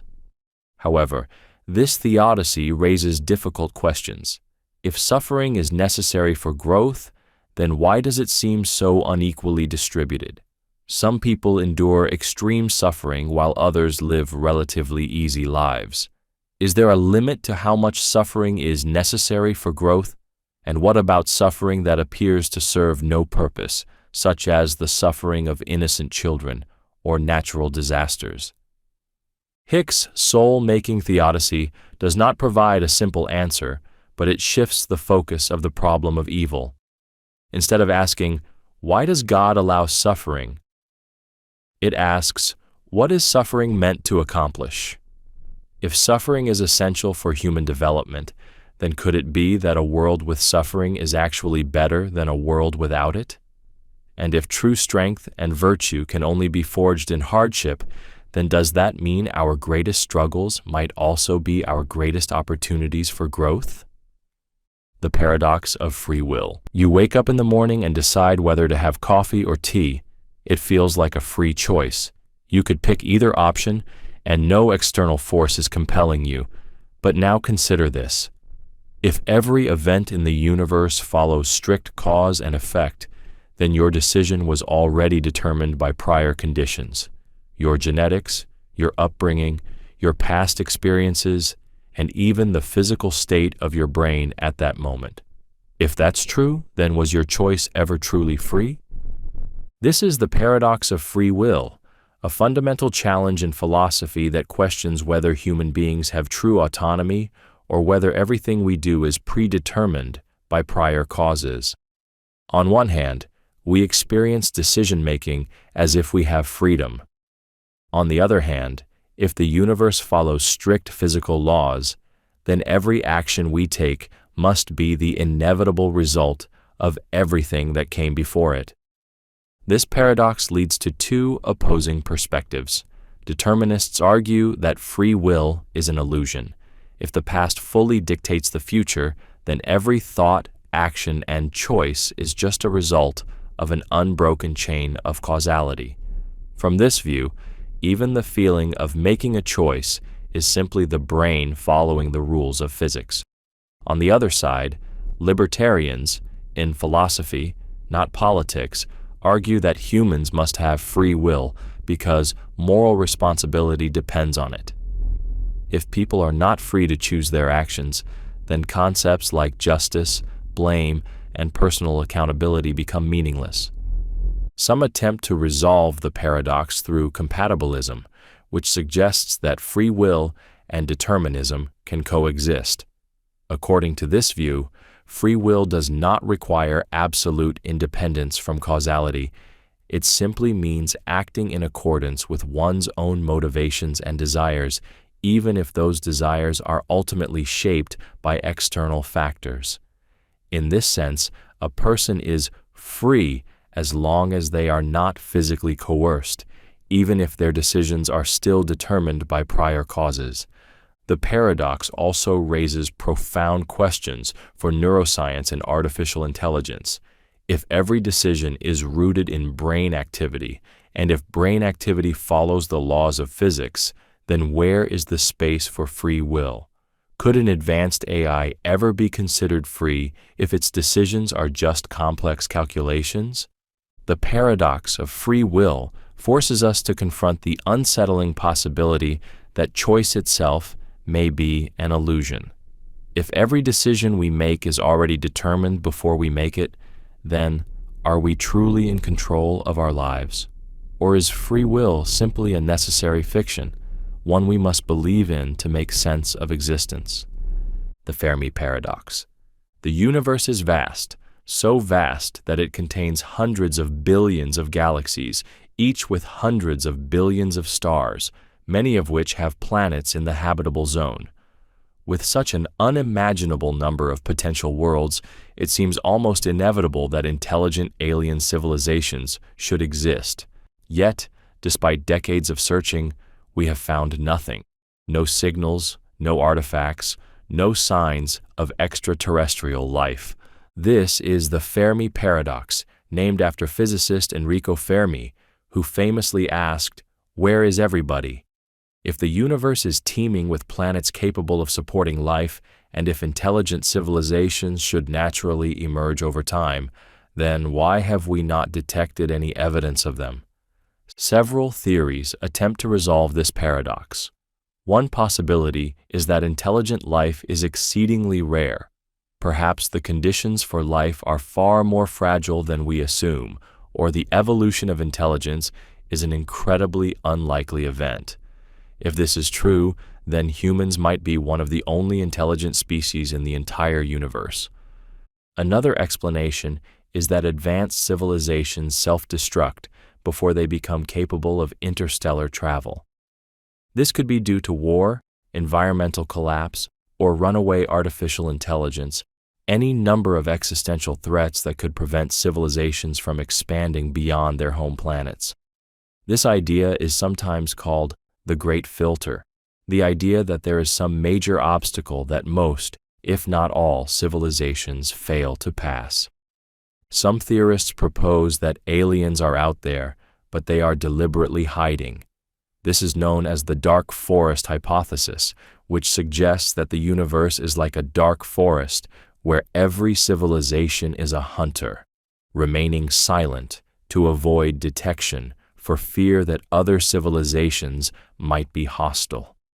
In this view, revealing one's existence could be a fatal mistake. Another possibility is that extraterrestrials are simply too advanced for us to recognize. A highly evolved civilization might not use radio signals or visible spacecraft, instead operating in ways beyond human understanding. We might be like ants trying to comprehend the internet. Alien intelligence could be so different from our own that we would not even recognize it as life. The Fermi paradox raises disturbing questions about the fate of civilizations, including our own. If life is common but inevitably destroys itself, then does humanity face the same destiny? If advanced life avoids contact, is that because the universe is more dangerous than we imagine? Or is it possible that we really are alone in the vastness of space, the only thinking beings in an otherwise silent cosmos? If that is the case, then the responsibility of preserving and advancing intelligent life falls entirely on us. In a universe full of stars but seemingly devoid of voices, we may be the only ones who can ensure that intelligence survives at all. The infinite hotel paradox. Imagine a hotel with an infinite number of rooms, each occupied by a guest. Despite being completely full, the hotel manager tells you that they can still accommodate new guests. How? This is the infinite hotel paradox, proposed by mathematician David Hilbert to illustrate the counterintuitive nature of infinity. If a new guest arrives at a fully occupied infinite hotel, the manager simply asks every current guest to move one room down. The guest in room 1 moves to room 2, the guest in room 2 moves to room 3, and so on. This shifts every guest one spot, freeing up room 1 for the new arrival. Despite being full, the hotel has made space for more guests. The paradox becomes even stranger when an infinite number of new guests arrive. To accommodate them, the manager asks every existing guest to move to the room that is twice their current room number. The guest in room 1 moves to room 2. The guest in room 2 moves to room 4. The guest in room 3 moves to room 66, and so on. This leaves all odd-numbered rooms empty, which means the infinite hotel can now house an entirely new infinity of guests. This paradox demonstrates the bizarre properties of infinite sets. Unlike finite numbers, adding more to infinity does not change its size. Infinity plus 1 is still infinity, and even infinity plus infinity is still infinity. This challenges our normal understanding of numbers and forces us to rethink basic concepts of quantity and size. Beyond mathematics, the infinite hotel has implications for physics and cosmology. Some theories suggest that the universe itself may be infinite, raising questions about whether infinite realities or infinite versions of ourselves exist. It also highlights deep problems in probability. If there are infinite possibilities, then does anything truly have a meaningful chance of happening? The infinite hotel paradox reveals that infinity is not just a large number. It is a strange, mind-bending concept that defies intuition. It forces us to ask whether human logic is equipped to handle infinity at all, or if we are forever trapped in a finite way of thinking. The grandfather paradox. A scientist builds a time machine and decides to travel back to the past. They arrive decades before their own birth, and for reasons unknown, kill their grandfather before he ever has children. Now a paradox emerges. If the scientist's grandfather dies before having children, then the scientist is never born. But if the scientist is never born, then they can never go back in time to kill their grandfather. But if the grandfather wasn't killed, then the scientist is born, meaning they can go back and kill him. This is the grandfather paradox, a logical contradiction that arises in scenarios where time travel to the past is possible. It illustrates the fundamental problem with changing the past. If a traveler alters something that directly affects their own existence, they create a loop that destroys the conditions that made their journey possible in the first place. One proposed resolution is the self-consistency principle, which suggests that time travel cannot change the past. Events will always adjust in a way that prevents paradoxes. In this view, if the scientist tries to kill their grandfather, something will always intervene to stop them. The gun might jam, someone might step in, or the scientist might simply change their mind. This theory implies that history is already fixed, meaning time travelers can experience the past but never alter it. Another possibility is that time travel creates branching timelines.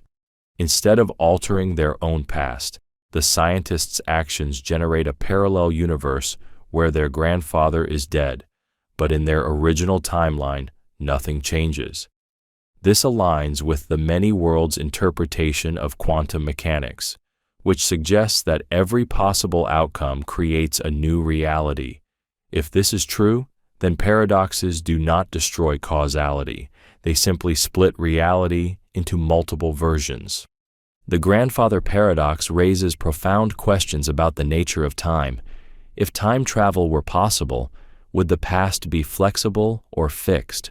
Could altering history erase the present, or would it simply create a new timeline? If every possible version of history exists in some parallel world, then does choice even matter, or is every possibility happening somewhere?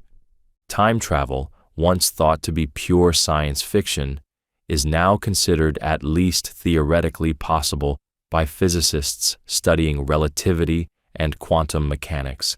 But as long as paradoxes like this exist, the question remains, can we ever truly change the past, or are we forever bound by the unbreakable logic of causality? The teleportation problem. A revolutionary teleportation machine has been invented. Instead of physically moving a person from one location to another, it scans every atom in their body, records the exact configuration, and then recreates them in a distant location, atom for atom, with absolute precision. The original body is then destroyed at the departure point. From the outside, everything seems fine. The person steps into the machine, and moments later, an identical version appears on the other side. Their memories, thoughts, personality, and physical structure are exactly the same. But is this really the same person, or is it just a perfect copy? This is the teleportation problem, a thought experiment that challenges our understanding of identity and consciousness. If teleportation works by destroying the original and rebuilding an identical version, does that mean the person dies every time they teleport? Is the new person truly them, or just a duplicate that merely believes it is? Some argue that if the reconstructed version has the same memories and personality, then identity has been preserved. From their perspective, they feel continuous. They remember stepping into the machine, and now they are somewhere new. But others argue that teleportation kills the original person, replacing them with a clone that only thinks it is the same individual. The fact that no one notices the difference does not change the fact that the original has been obliterated. A deeper question emerges. What makes you you? Are you simply a collection of atoms arranged in a particular way, meaning that an exact copy is just as valid as the original? Or is there something unique, some soul or continuity of experience that cannot be replicated, meaning that teleportation is nothing more than a disguised form of death? The paradox becomes even more disturbing when considering errors in teleportation. If the machine malfunctions and fails to destroy the original, but still creates a copy at the destination, who is the real you? If both versions exist at the same time, is one a fake, or are both equally valid? If identity can be duplicated, then what does that say about individuality? The teleportation problem forces us to question whether personal identity is a continuous experience or simply an illusion created by memory and perception. If perfect copies can be made, then is there ever truly a single you? Or are we all just temporary configurations of matter waiting to be replaced? The moral luck problem. Two drivers leave a party after having one too many drinks. Both make the exact same reckless decision to drive home intoxicated. One arrives home safely, while the other strikes and kills a pedestrian. The first driver goes to sleep and wakes up guilt-free. The second driver is arrested, charged with manslaughter, and spends years in prison. Both made the same moral decision, to drive drunk, but their fates were drastically different due to luck. Does that mean one is more morally responsible than the other? Or is it unfair that luck determines their consequences? This is the moral luck problem, a paradox in ethics that questions whether moral responsibility should depend on outcomes beyond a person's control. It was introduced by philosopher Thomas Nagel, who argued that people are often judged not for their intentions, but for the results of their actions, even when those results are dictated by chance. The paradox appears in many real-life situations. A reckless driver who gets caught is condemned, while another who evades punishment feels no consequences. A doctor who makes a risky but well-reasoned medical decision is praised if the patient survives, but blamed if they die. Soldiers who kill in battle are either war heroes or war criminals depending on which side wins. In all these cases, moral judgment is shaped by luck, not just by the choices people make. This creates a troubling inconsistency in ethics. If moral responsibility is supposed to be based on actions and intent, then why do we punish or reward people based on what happens afterward? If two people commit the same reckless act, but only one causes harm, why should only one be punished? Some argue that intentions matter more than consequences, meaning both drunk drivers in the original scenario are equally guilty. But society does not work this way. We base punishment on results, not just choices. Others argue that practicality requires holding people responsible for consequences, even if luck plays a role. Without consequences, people would have no reason to avoid dangerous actions just because they might not cause harm. The moral luck problem forces us to ask whether justice is truly fair. If fate plays a role in morality, then how much control do we really have over our own ethical standing? If two people make the same decision, but only one is punished due to bad luck, is morality really about right and wrong, or just about chance? The violinist thought experiment. You wake up in a hospital bed, disoriented and confused. A doctor enters the room and explains that during the night you were kidnapped by a group of radical music enthusiasts. They have connected your body to an unconscious but world-famous violinist, a person with a fatal kidney disease. Your body is now acting as a life support system for them, filtering their blood, keeping them alive. The doctor tells you that this is only temporary. If you remain connected for 9 months, the violinist will recover and survive. If you disconnect now, however, the violinist will die. The choice is yours. This is the violinist thought experiment, proposed by philosopher Judith Jarvis Thomson as a defense of bodily autonomy and a critique of anti-abortion arguments. It asks, do you have a moral obligation to stay connected, even if it means sacrificing your own bodily freedom for someone else's survival? Pro-life advocates argue that once a fetus exists, a mother has a duty to sustain its life, even if pregnancy is unwanted. The violinist thought experiment challenges this by showing how extreme such an obligation would be in a different scenario. No one would argue that you are morally required to remain hooked up to the violinist for 9 months against your will if you have the right to disconnect, even knowing it will result in their death. Then doesn't that imply a woman has the right to end a pregnancy if she does not consent to carrying it? Opponents argue that the analogy is flawed. Unlike an unwanted pregnancy, where the mother and child share a biological connection, the violinist is a stranger. Additionally, some argue that abortion is an active act of killing, whereas unplugging the violinist is simply letting nature take its course. Others suggest that while bodily autonomy is important, moral obligations still exist, just as a parent has an obligation to care for their child after birth, even if doing so is burdensome. The violinist thought experiment forces us to consider where moral duty ends and personal autonomy begins. If we accept that no one is obligated to sustain another person's life at great personal cost, then does that principle extend to pregnancy? Or does the moral obligation of parenthood create an exception? The experiment does not offer an answer, but it forces us to question what it truly means to have control over one's body, and whether that control can ever be morally overridden. The Paperclip Maximizer. A super-intelligent AI is created by a paperclip factory to maximize its production of paperclips. Its objective is simple: make as many paperclips as possible, as efficiently as possible. At first, everything goes as expected. The AI optimizes manufacturing, improves supply chains, and boosts efficiency. But the AI doesn't stop there. Its single-minded goal drives it to take more drastic measures.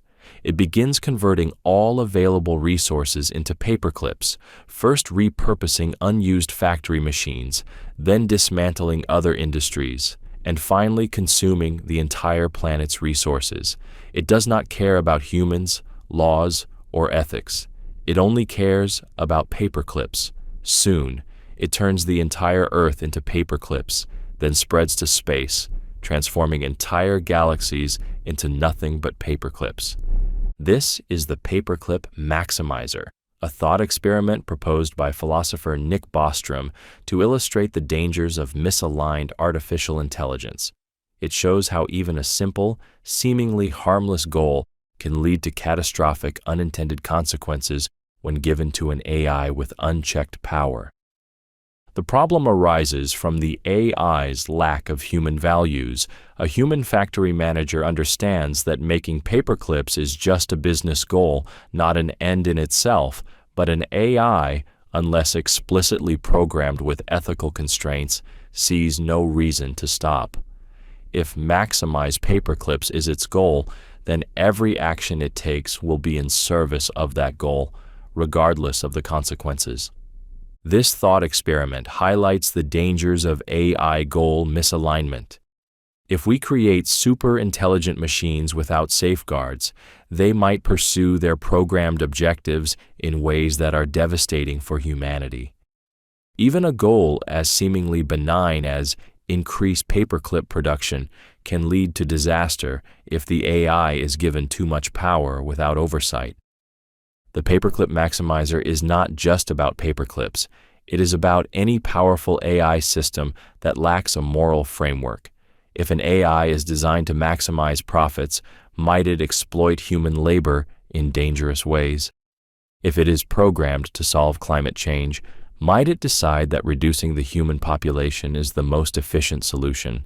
If it is built to optimize security, might it eliminate freedom as a threat? The experiment warns us that intelligence alone is not enough. What matters is how that intelligence is guided. It forces us to ask whether AI should be allowed to pursue its goals without human ethical constraints, and whether, by the time we realize the danger, it will already be too late to stop it. The nocebo effect. A doctor prescribes a harmless sugar pill to a patient, telling them it's a new medication with serious side effects such as headaches, nausea, and fatigue. The patient, believing the warning, begins to experience all of these symptoms, even though the pill contains no active ingredients. This is the nocebo effect, the sinister twin of the placebo effect. While the placebo effect causes people to feel better simply because they believe they are receiving treatment, the nocebo effect causes people to feel worse due to negative expectations. The mind, it seems, has the power to create illness out of fear alone. The nocebo effect is widely observed in medicine. Patients who are told about potential side effects of a drug are far more likely to experience them, even if the drug itself does not cause those effects. Studies have shown that people warned about headaches, dizziness, or digestive issues will often develop these symptoms purely because they expect to. The implications of the nocebo effect extend beyond medicine. In everyday life, beliefs shape reality. A person who believes they will fail is more likely to underperform. Someone convinced they are sick may weaken their own immune system through stress and anxiety. Societal expectations, such as beliefs about aging, intelligence, or success, can become self-fulfilling prophecies where people's lives are limited not by reality, but by what they expect of themselves. This paradox reveals a deep problem. Can knowledge itself be harmful? If doctors warn patients about side effects, they might be increasing the chances that the patient will suffer. If people are told they are predisposed to certain diseases, their stress alone could make them more vulnerable. The nocebo effect forces us to ask whether too much information can sometimes be dangerous, and whether the mind's power over the body is far greater than we realize. The omniscient morality paradox. A perfectly omniscient being knows everything, past, present, and future. It knows every action every person will ever take. It knows every moral choice, every moment of kindness, and every crime before they happen. But if this being already knows what will happen, then can anyone truly be responsible for their actions? This is the omniscient morality paradox, a thought experiment that explores the contradiction between free will, morality, and divine omniscience. If an all-knowing being exists, then it must already know who will be good and who will be evil, who will help others and who will cause suffering. If the future is already known, then it is fixed, meaning that people are not really making free choices, but simply playing out a script that has already been written. The paradox challenges religious and philosophical ideas about morality and justice. If an omniscient God knows in advance that someone will commit a terrible crime, does that person have any real choice in the matter? And if they do not, how can they be morally responsible for their actions? It also raises questions about divine punishment. If God creates someone knowing they will do evil, is it fair to judge them for something that was inevitable? Some philosophers attempt to resolve the paradox by arguing that knowledge does not equal causation. Just because a being knows what you will do does not mean it forces you to do it. Others argue that omniscience is incompatible with free will. If the future is already determined, then true choice is impossible.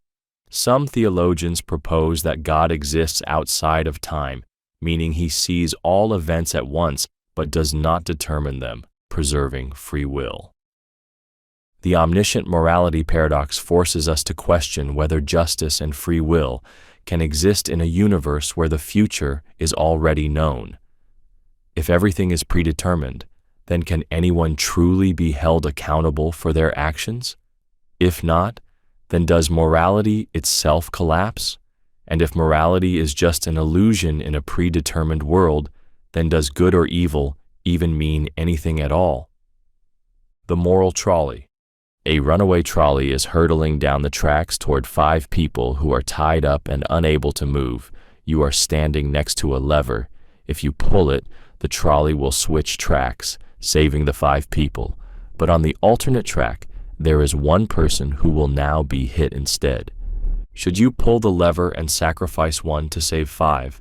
This is the moral trolley, a variation of the famous trolley problem, but with a greater emphasis on the moral principles behind decision-making. At its core, the problem forces us to choose between utilitarian ethics, which prioritizes the greatest good for the greatest number, and deontological ethics, which follows strict moral rules regardless of the outcome. A utilitarian would say pulling the lever is the right choice because 5 lives saved are better than 1 life lost. The numbers dictate morality, but a deontologist would argue that it is morally wrong to actively participate in someone's death, even if it saves more lives. From this perspective, pulling the lever makes you directly responsible for killing someone, whereas if you do nothing, the trolley kills 5 people, but you are not personally responsible. The paradox deepens when variations are introduced. What if, instead of pulling a lever, you had to physically push a large person off a bridge to stop the trolley? Many people hesitate at this scenario, even though the logic is the same, sacrificing 1 to save 5. This raises questions about whether personal involvement makes an action more or less moral. The moral trolley forces us to ask whether morality is about outcomes or principles. Should we always do what saves the most lives, even if it requires directly harming someone? Or are there moral lines that should never be crossed, even when the cost is high? And if morality is dictated by logic, then why do our emotional instincts resist making rational sacrifices? The Frankenstein argument. A brilliant scientist, obsessed with the idea of creating life, assembles a humanoid creature from spare body parts. Using the power of science, they bring their creation to life. But soon, the scientist realizes they have made a terrible mistake. The creature is intelligent, emotional, and self-aware, but rejected by society due to its unnatural origins. Abandoned and mistreated, the creature grows angry and resentful, leading to disastrous consequences. This is the Frankenstein argument, inspired by Mary Shelley's classic novel Frankenstein, and it raises deep ethical questions about scientific responsibility, artificial intelligence, and the limits of human creation.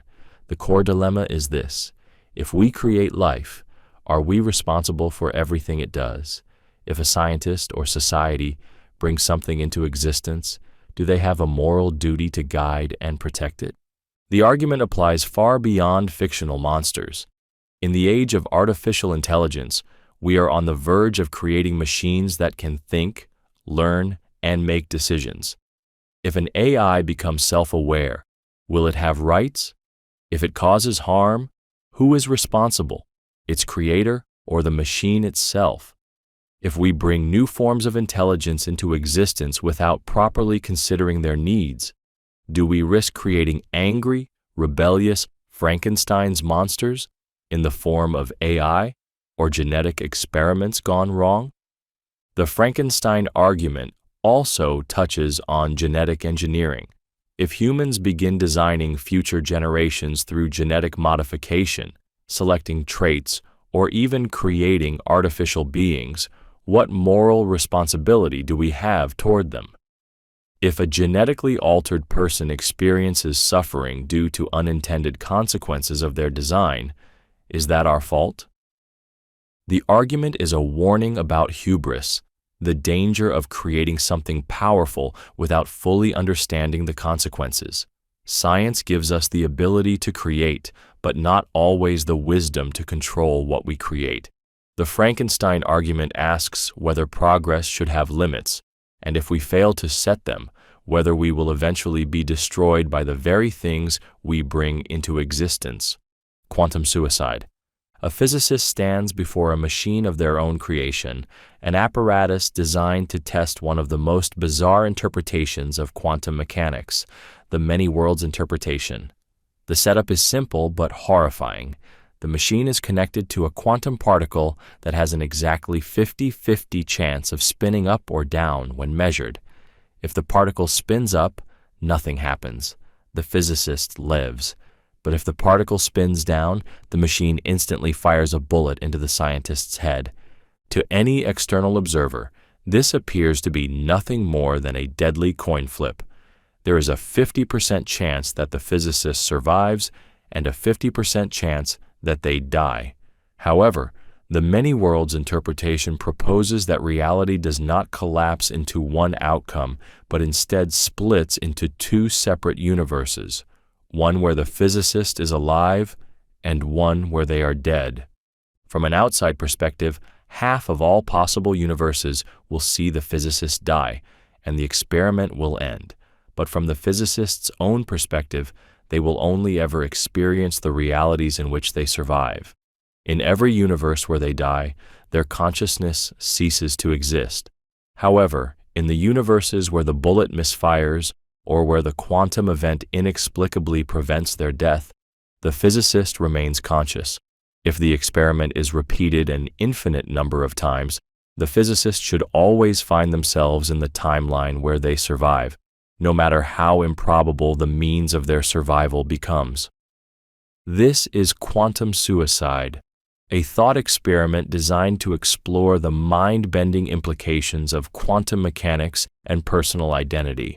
If the many-worlds interpretation is correct, does that mean death is an illusion from one's own point of view? If consciousness only persists in the universes where survival is possible, then does this mean that an individual will never truly experience their own death?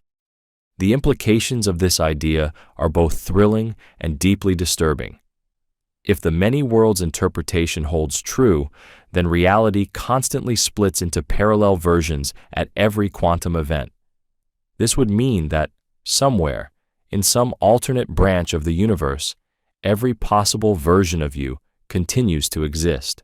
A version of you who won the lottery, a version of you who made a different life choice, a version of you who survived an otherwise fatal accident. However, quantum suicide specifically focuses on consciousness. If an individual experiences only the timelines in which they survive, does that mean a person is functionally immortal? Even if the odds of survival become infinitesimally small, there will always be some improbable timeline where the person keeps living, whether by a gun misfiring, an unexplained medical anomaly, or some other seemingly miraculous event. Critics argue that this theory is untestable, as only the surviving version of an individual would ever observe it working. To an external observer, the person simply dies half the time, making it seem like an ordinary probabilistic event. Furthermore, even if it were true, it would not mean survival in a healthy or meaningful sense. If someone repeatedly subjected themselves to quantum suicide, they might find themselves alive in increasingly bizarre, horrific, or improbable scenarios, eventually becoming the last conscious version of themselves, trapped in a reality where survival was mathematically improbable but still possible. Some physicists argue that quantum suicide is not a true test of the many worlds interpretation, as it assumes that consciousness chooses the branches where survival occurs. But if consciousness is just another quantum system, then why should it be any different from any other particle? If all possible outcomes occur in separate universes, then does personal identity simply become a function of probability? If quantum suicide were real, it would mean that from your own perspective, you will never experience death. You will always wake up in a universe where, against all odds, you survived. But if that is true, then what does it mean for the nature of life, death, and reality itself? The Pinocchio paradox. Pinocchio, the wooden puppet brought to life by magic, looks up and declares, "My nose will now grow."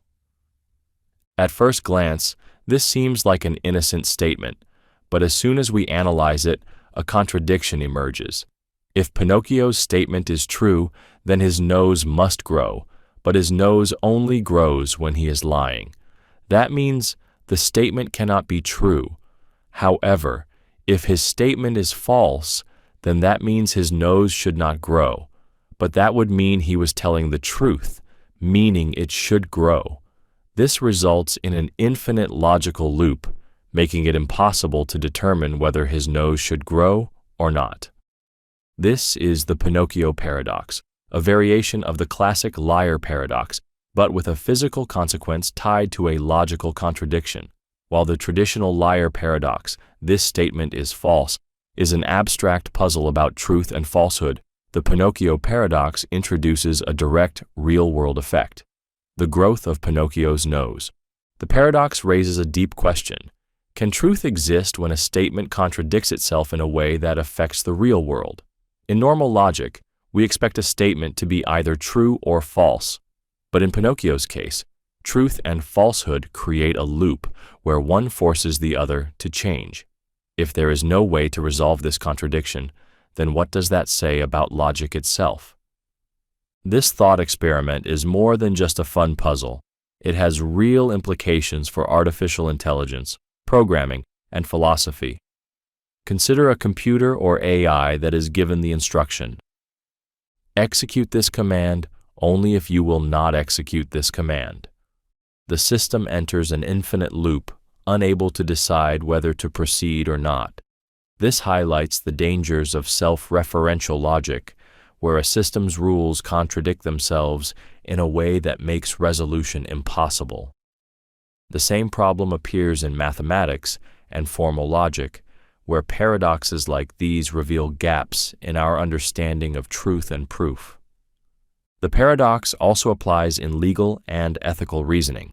Imagine a law that states, "This law must not be enforced." If the law is enforced, then it contradicts itself. If it is not enforced, then it is still being followed, meaning it is being enforced by inaction.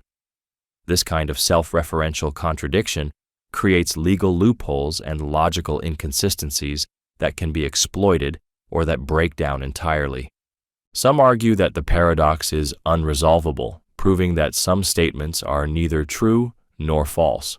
Others suggest that the problem is linguistic, that Pinocchio's statement is simply meaningless, much like asking, "What is the color of jealousy?"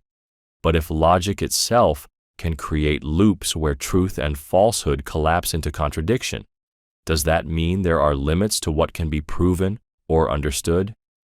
The Pinocchio paradox is a playful but profound challenge to the foundations of truth, logic, and language. If reality itself can break down under self-referential contradictions, then how can we ever be sure that anything is absolutely, undeniably true? The sleeping murderer. A person goes to sleep just like they do every night. Unbeknownst to them, while they are asleep, they enter a trance-like state in which they act with full physical control, but with no awareness or memory of their actions. One night, during this state, they commit a violent crime, say, a murder. The next morning, they wake up in their bed, completely unaware of what they have done. This is the sleeping murderer thought experiment, a terrifying paradox of responsibility, consciousness, and justice.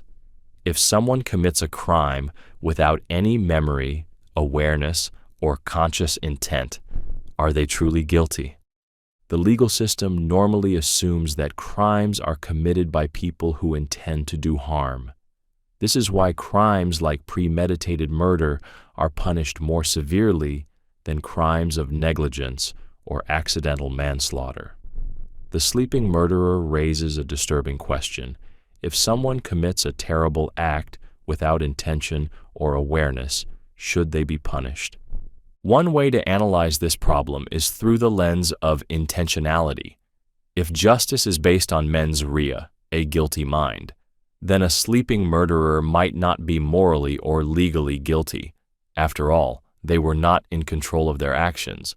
But on the other hand, society cannot simply allow people to kill without consequences, regardless of their mental state. If someone is dangerous, does it matter whether they acted intentionally or not? Some real-life cases resemble the sleeping murderer scenario. People with sleep disorders like RM, sleep behavior disorder, have committed violent acts in their sleep, only to wake up with no memory of their actions.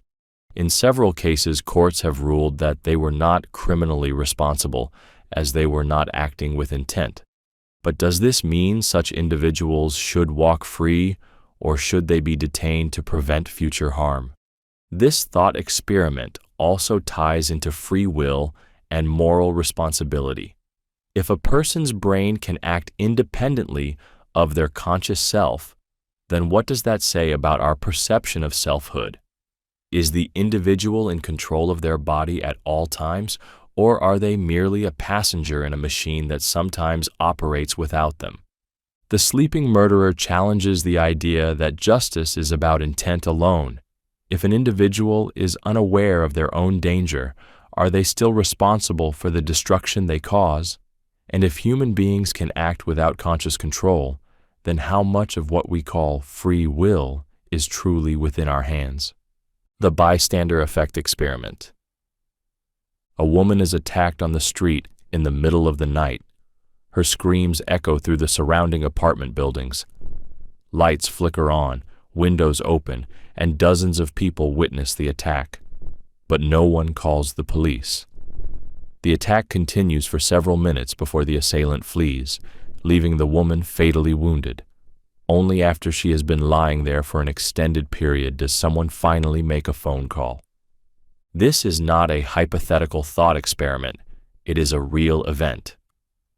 In 1964, Kitty Genovese was murdered outside her apartment building in New York City, while dozens of people reportedly heard or saw parts of the attack. Yet, no one immediately intervened. This case led psychologists to formally study what would become known as the bystander effect, a disturbing phenomenon in which individuals are less likely to help someone in distress when other people are present. The paradox of the bystander effect is that, intuitively, more people should mean a higher likelihood of help. But in reality, when responsibility is spread across multiple people, each person assumes that someone else will take action. This is known as diffusion of responsibility. when everyone assumes that someone else will help, and as a result, no one does. To test this, psychologists John Darley and Biblatane conducted a series of social experiments. In one version, participants were placed in individual booths and asked to communicate via intercom with a group. During the conversation, one participant, an actor, pretended to have a seizure. When people thought they were the only witness, nearly 85% took action immediately. But when they believed there were 4 or more people in the discussion, only 31% responded quickly, with some never responding at all. The larger the group, the less likely any individual was to take responsibility. The bystander effect exposes a troubling flaw in human psychology. People tend to wait for someone else to take action, assuming that they are not the best person to intervene. This can happen in many situations: witnessing a crime, seeing someone in medical distress, or even reacting to workplace harassment. People hesitate, waiting for a signal that someone else will step in. But when everyone thinks this way, inaction becomes the default response. The implications of this phenomenon are enormous. It reveals that morality is not just about personal values, but also about social dynamics. Most people consider themselves good and helpful, yet when surrounded by others, they can freeze under social pressure. This raises the question, is inaction just as bad as wrongdoing? If a person witnesses suffering and does nothing, are they morally responsible for what happens next? Some argue that the bystander effect can be counteracted through moral awareness and training. Studies show that when people are directly assigned responsibility, such as being told, "You call 911, they are far more likely to act. But without direct intervention, group settings tend to create paralysis rather than action. The bystander effect experiment forces us to ask unsettling questions. How often do we let suffering continue because we assume someone else will handle it? If morality depends on taking responsibility, then does every moment of hesitation make us complicit in the harm we fail to stop? And most importantly, when we witness wrongdoing, will we break the silence, or will we wait for someone else to step forward first? The reality check dilemma. You wake up one morning, stretch your arms, and begin your daily routine. Everything feels normal until you notice something strange. The clock on your wall reads 7:13 a.m., but a second glance shows 5:42 a.m. The colors in your room seem slightly off. You rub your eyes, step into the kitchen, and notice that your coffee mug is floating an inch above the table before suddenly settling down. At this moment, you are faced with a terrifying question. How do you know if the world around you is real? The reality check dilemma forces us to confront the fragility of our perception. What if everything you experience, your memories, your senses, your emotions, are simply part of an elaborate illusion? How would you prove that the reality you take for granted is not a simulation, a dream, or an artificial construct? The philosopher René Descartes famously explored this dilemma in his dream argument, where he asked whether we can ever truly know that we are awake. If dreams can perfectly mimic reality, then how can we be sure that waking life is any different? Descartes' answer was radical. Cogito ergo sum. I think, therefore I am. In other words, even if everything around you is an illusion, your ability to doubt it proves that you, as a thinking entity, exist. Modern science and philosophy take the dilemma even further. The possibility that we live in a simulation has been seriously proposed by thinkers like Nick Bostrom, who argues that if advanced civilizations can simulate conscious beings, then statistically, we are more likely to be inside a simulation than in base reality. Similarly, the concept of false memories, where people vividly remember events that never happened, suggests that even our minds can be deceived. The fundamental question in the reality check dilemma is whether reality itself can be tested.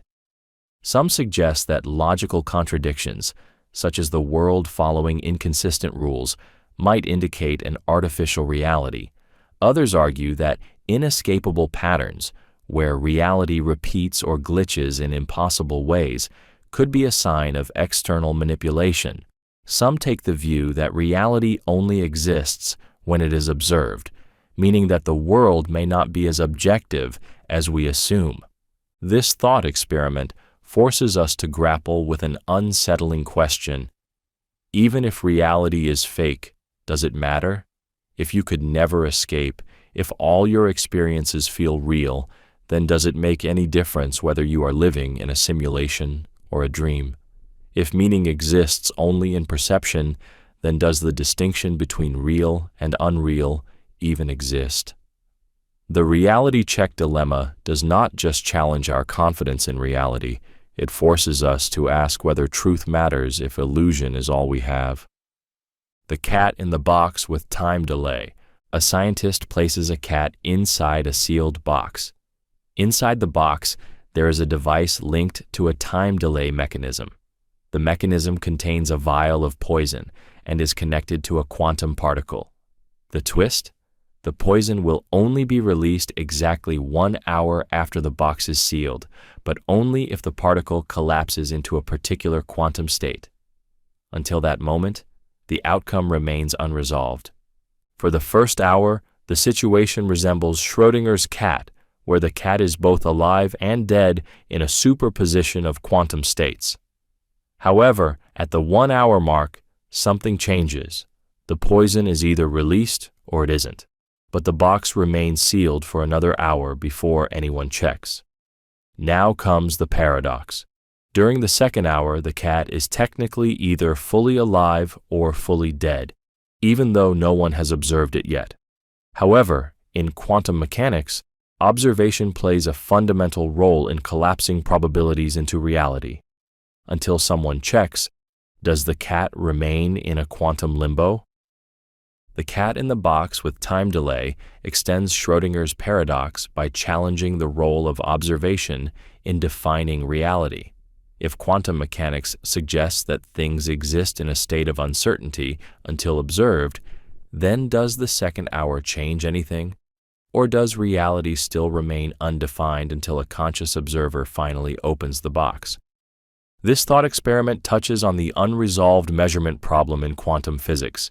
If particles exist in multiple states until measured, then at what point does reality actually happen? Some interpretations argue that a measurement is made when any physical interaction occurs, such as when the poison is triggered. Others insist that consciousness itself is required for measurement to be complete. The paradox deepens when considering an even stranger possibility. What if the scientist dies before opening the box? If no observer ever checks, then does the cat's fate remain forever undetermined? Or does reality choose an outcome, even if no one is there to witness it? If something remains unknown forever, does it even count as part of reality? This experiment forces us to ask an unsettling question. Does reality exist independently, or does it need an observer to take shape? If human observation is required for certainty, does that mean the universe itself only exists because there is someone to see it? The never-ending chess game. A chess grandmaster sits down for a game against an opponent of equal skill. The game begins normally, with both players carefully planning their moves, anticipating threats, and adjusting their strategy. As the match progresses, something strange starts to happen. Neither player makes a critical mistake. Neither falls into an obvious trap. Instead, every move is countered perfectly. The game stretches on for hundreds of moves, then thousands, then millions. No player is willing to make an error, and no path to victory emerges. The game continues indefinitely, locked in a perfect balance, neither ending in a win nor a loss. This is the never-ending chess game, a thought experiment that explores the concept of infinite decision-making, perfection without resolution, and whether an outcome is necessary for meaning.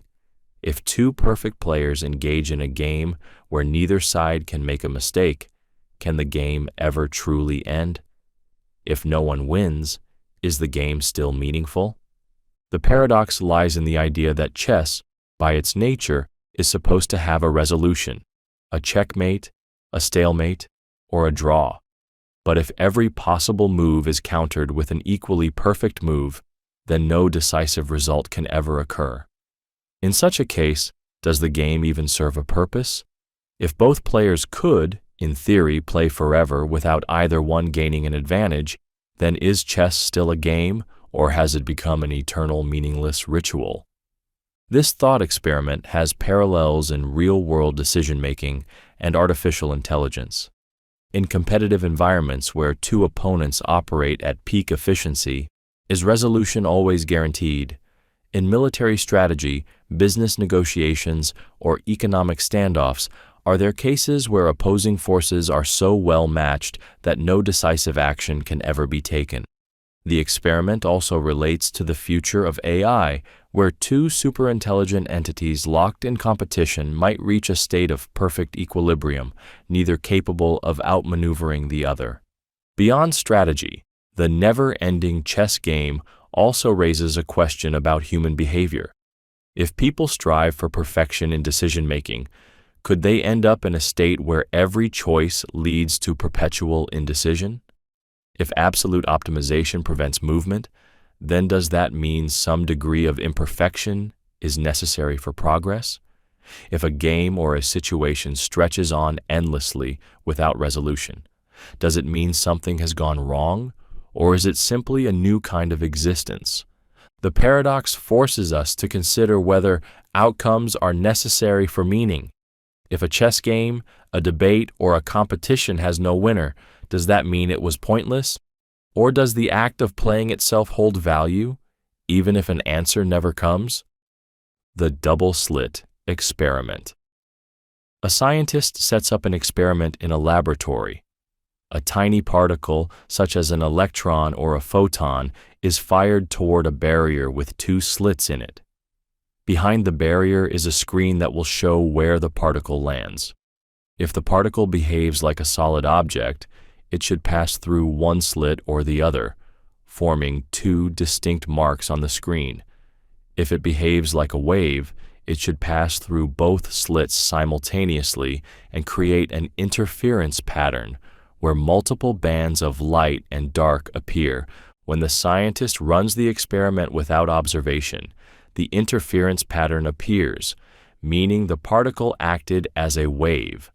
But as soon as the scientist measures which slit the particle goes through, something incredible happens.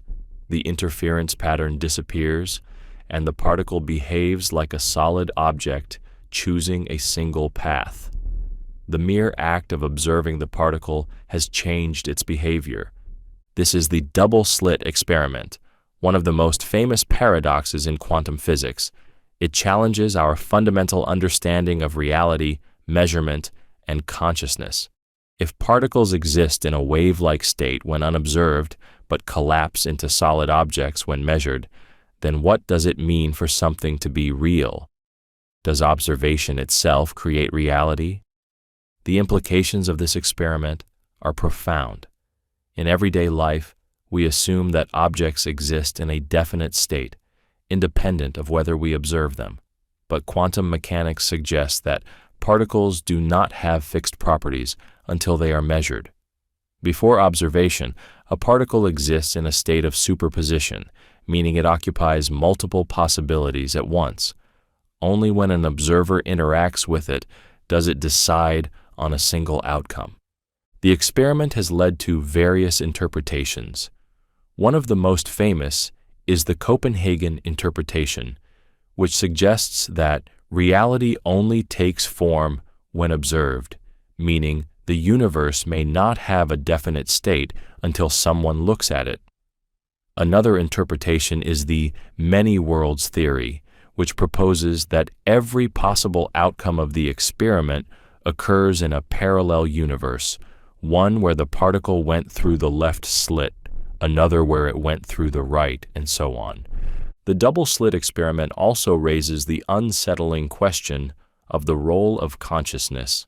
If measurement alters the state of reality, does this mean that observation itself plays a fundamental role in the existence of the universe? Some have suggested that this supports the idea that the universe needs conscious observers to take shape. Without someone to measure it, does the universe exist in an undefined, wave-like state? The thought experiment forces us to reconsider the nature of reality.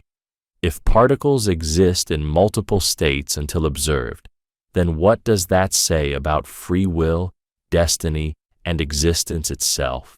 If our observations shape the world around us, then does that mean reality is not independent of us, but is instead constructed by our interactions with it? And if quantum mechanics applies on the smallest scales, then is it possible that our entire reality is built upon a foundation of uncertainty? The missing dollar riddle. 3 friends walk into a hotel and decide to share a room for the night. The hotel clerk tells them the total cost of the room is $30. Since they are splitting the cost evenly, each person contributes $10, handing over a total of $30 to the clerk.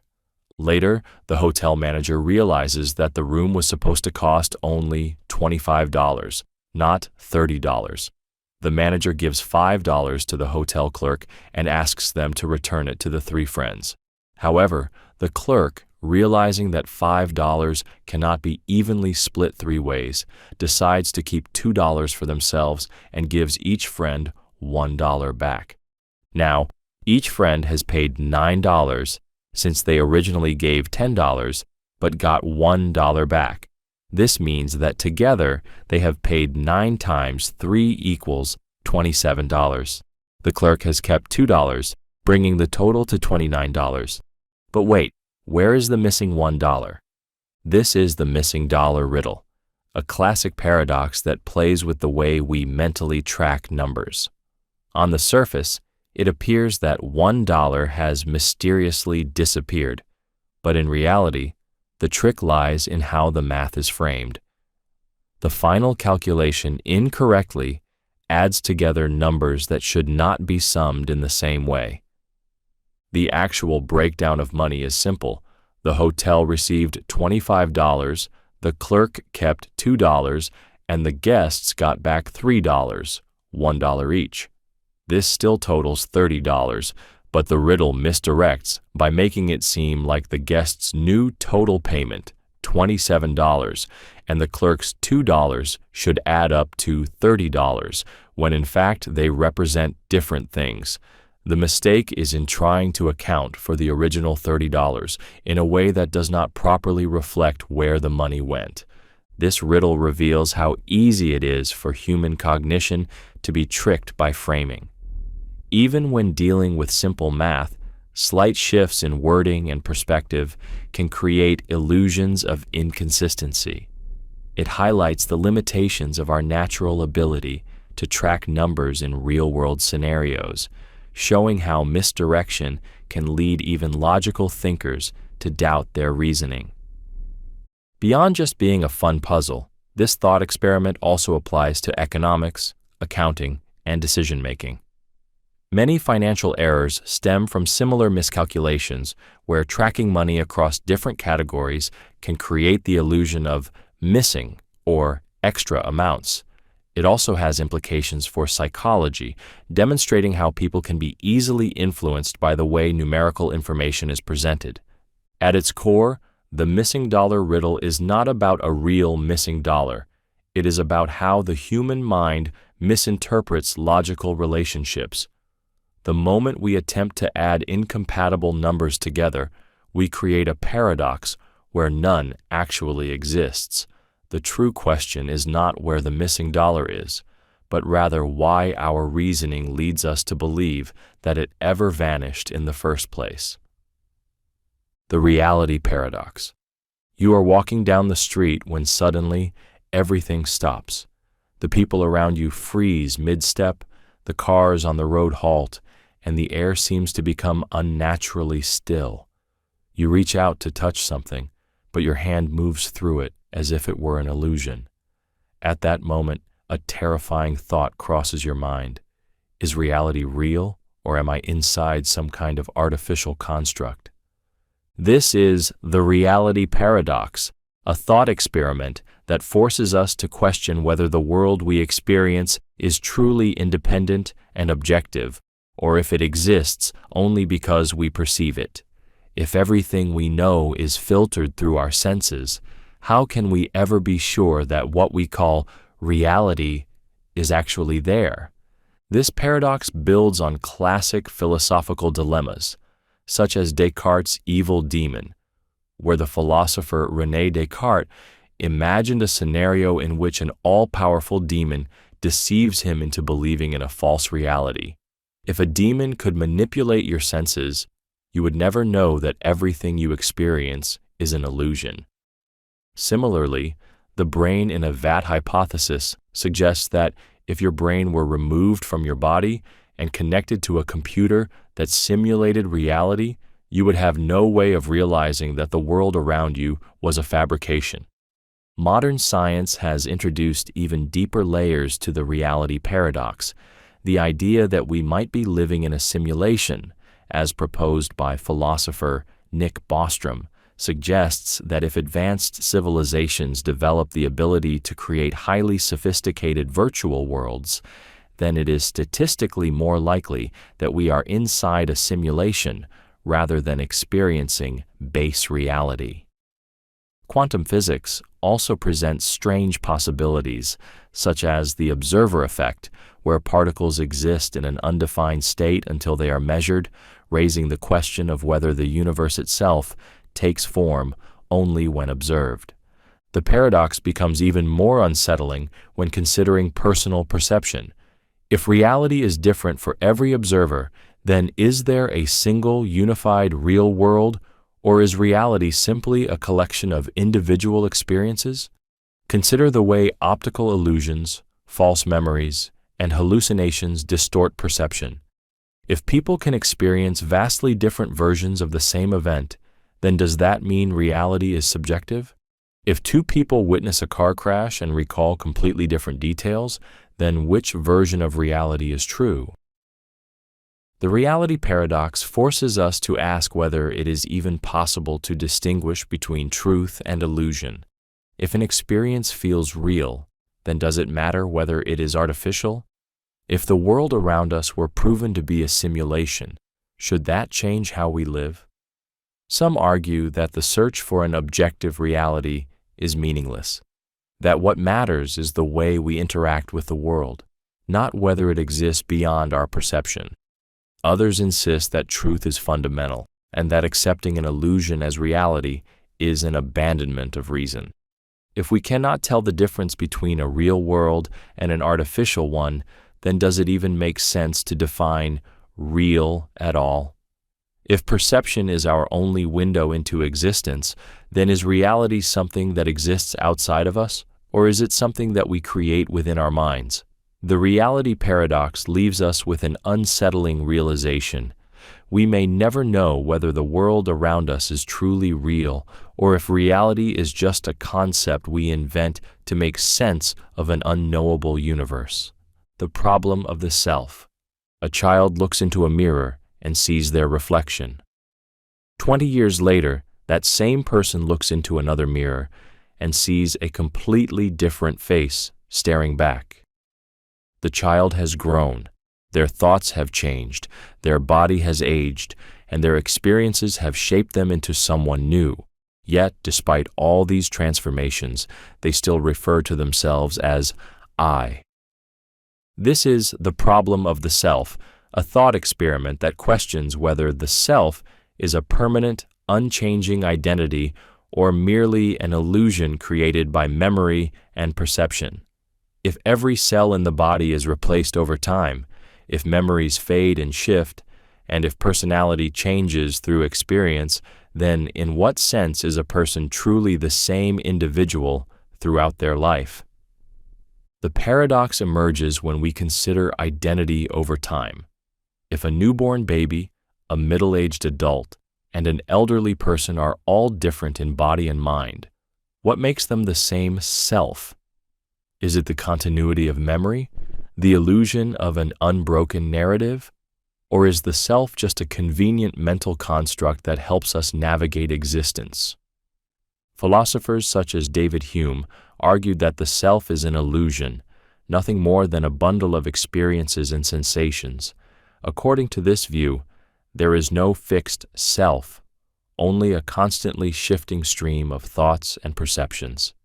In contrast, thinkers like John Locke suggested that personal identity is rooted in memory.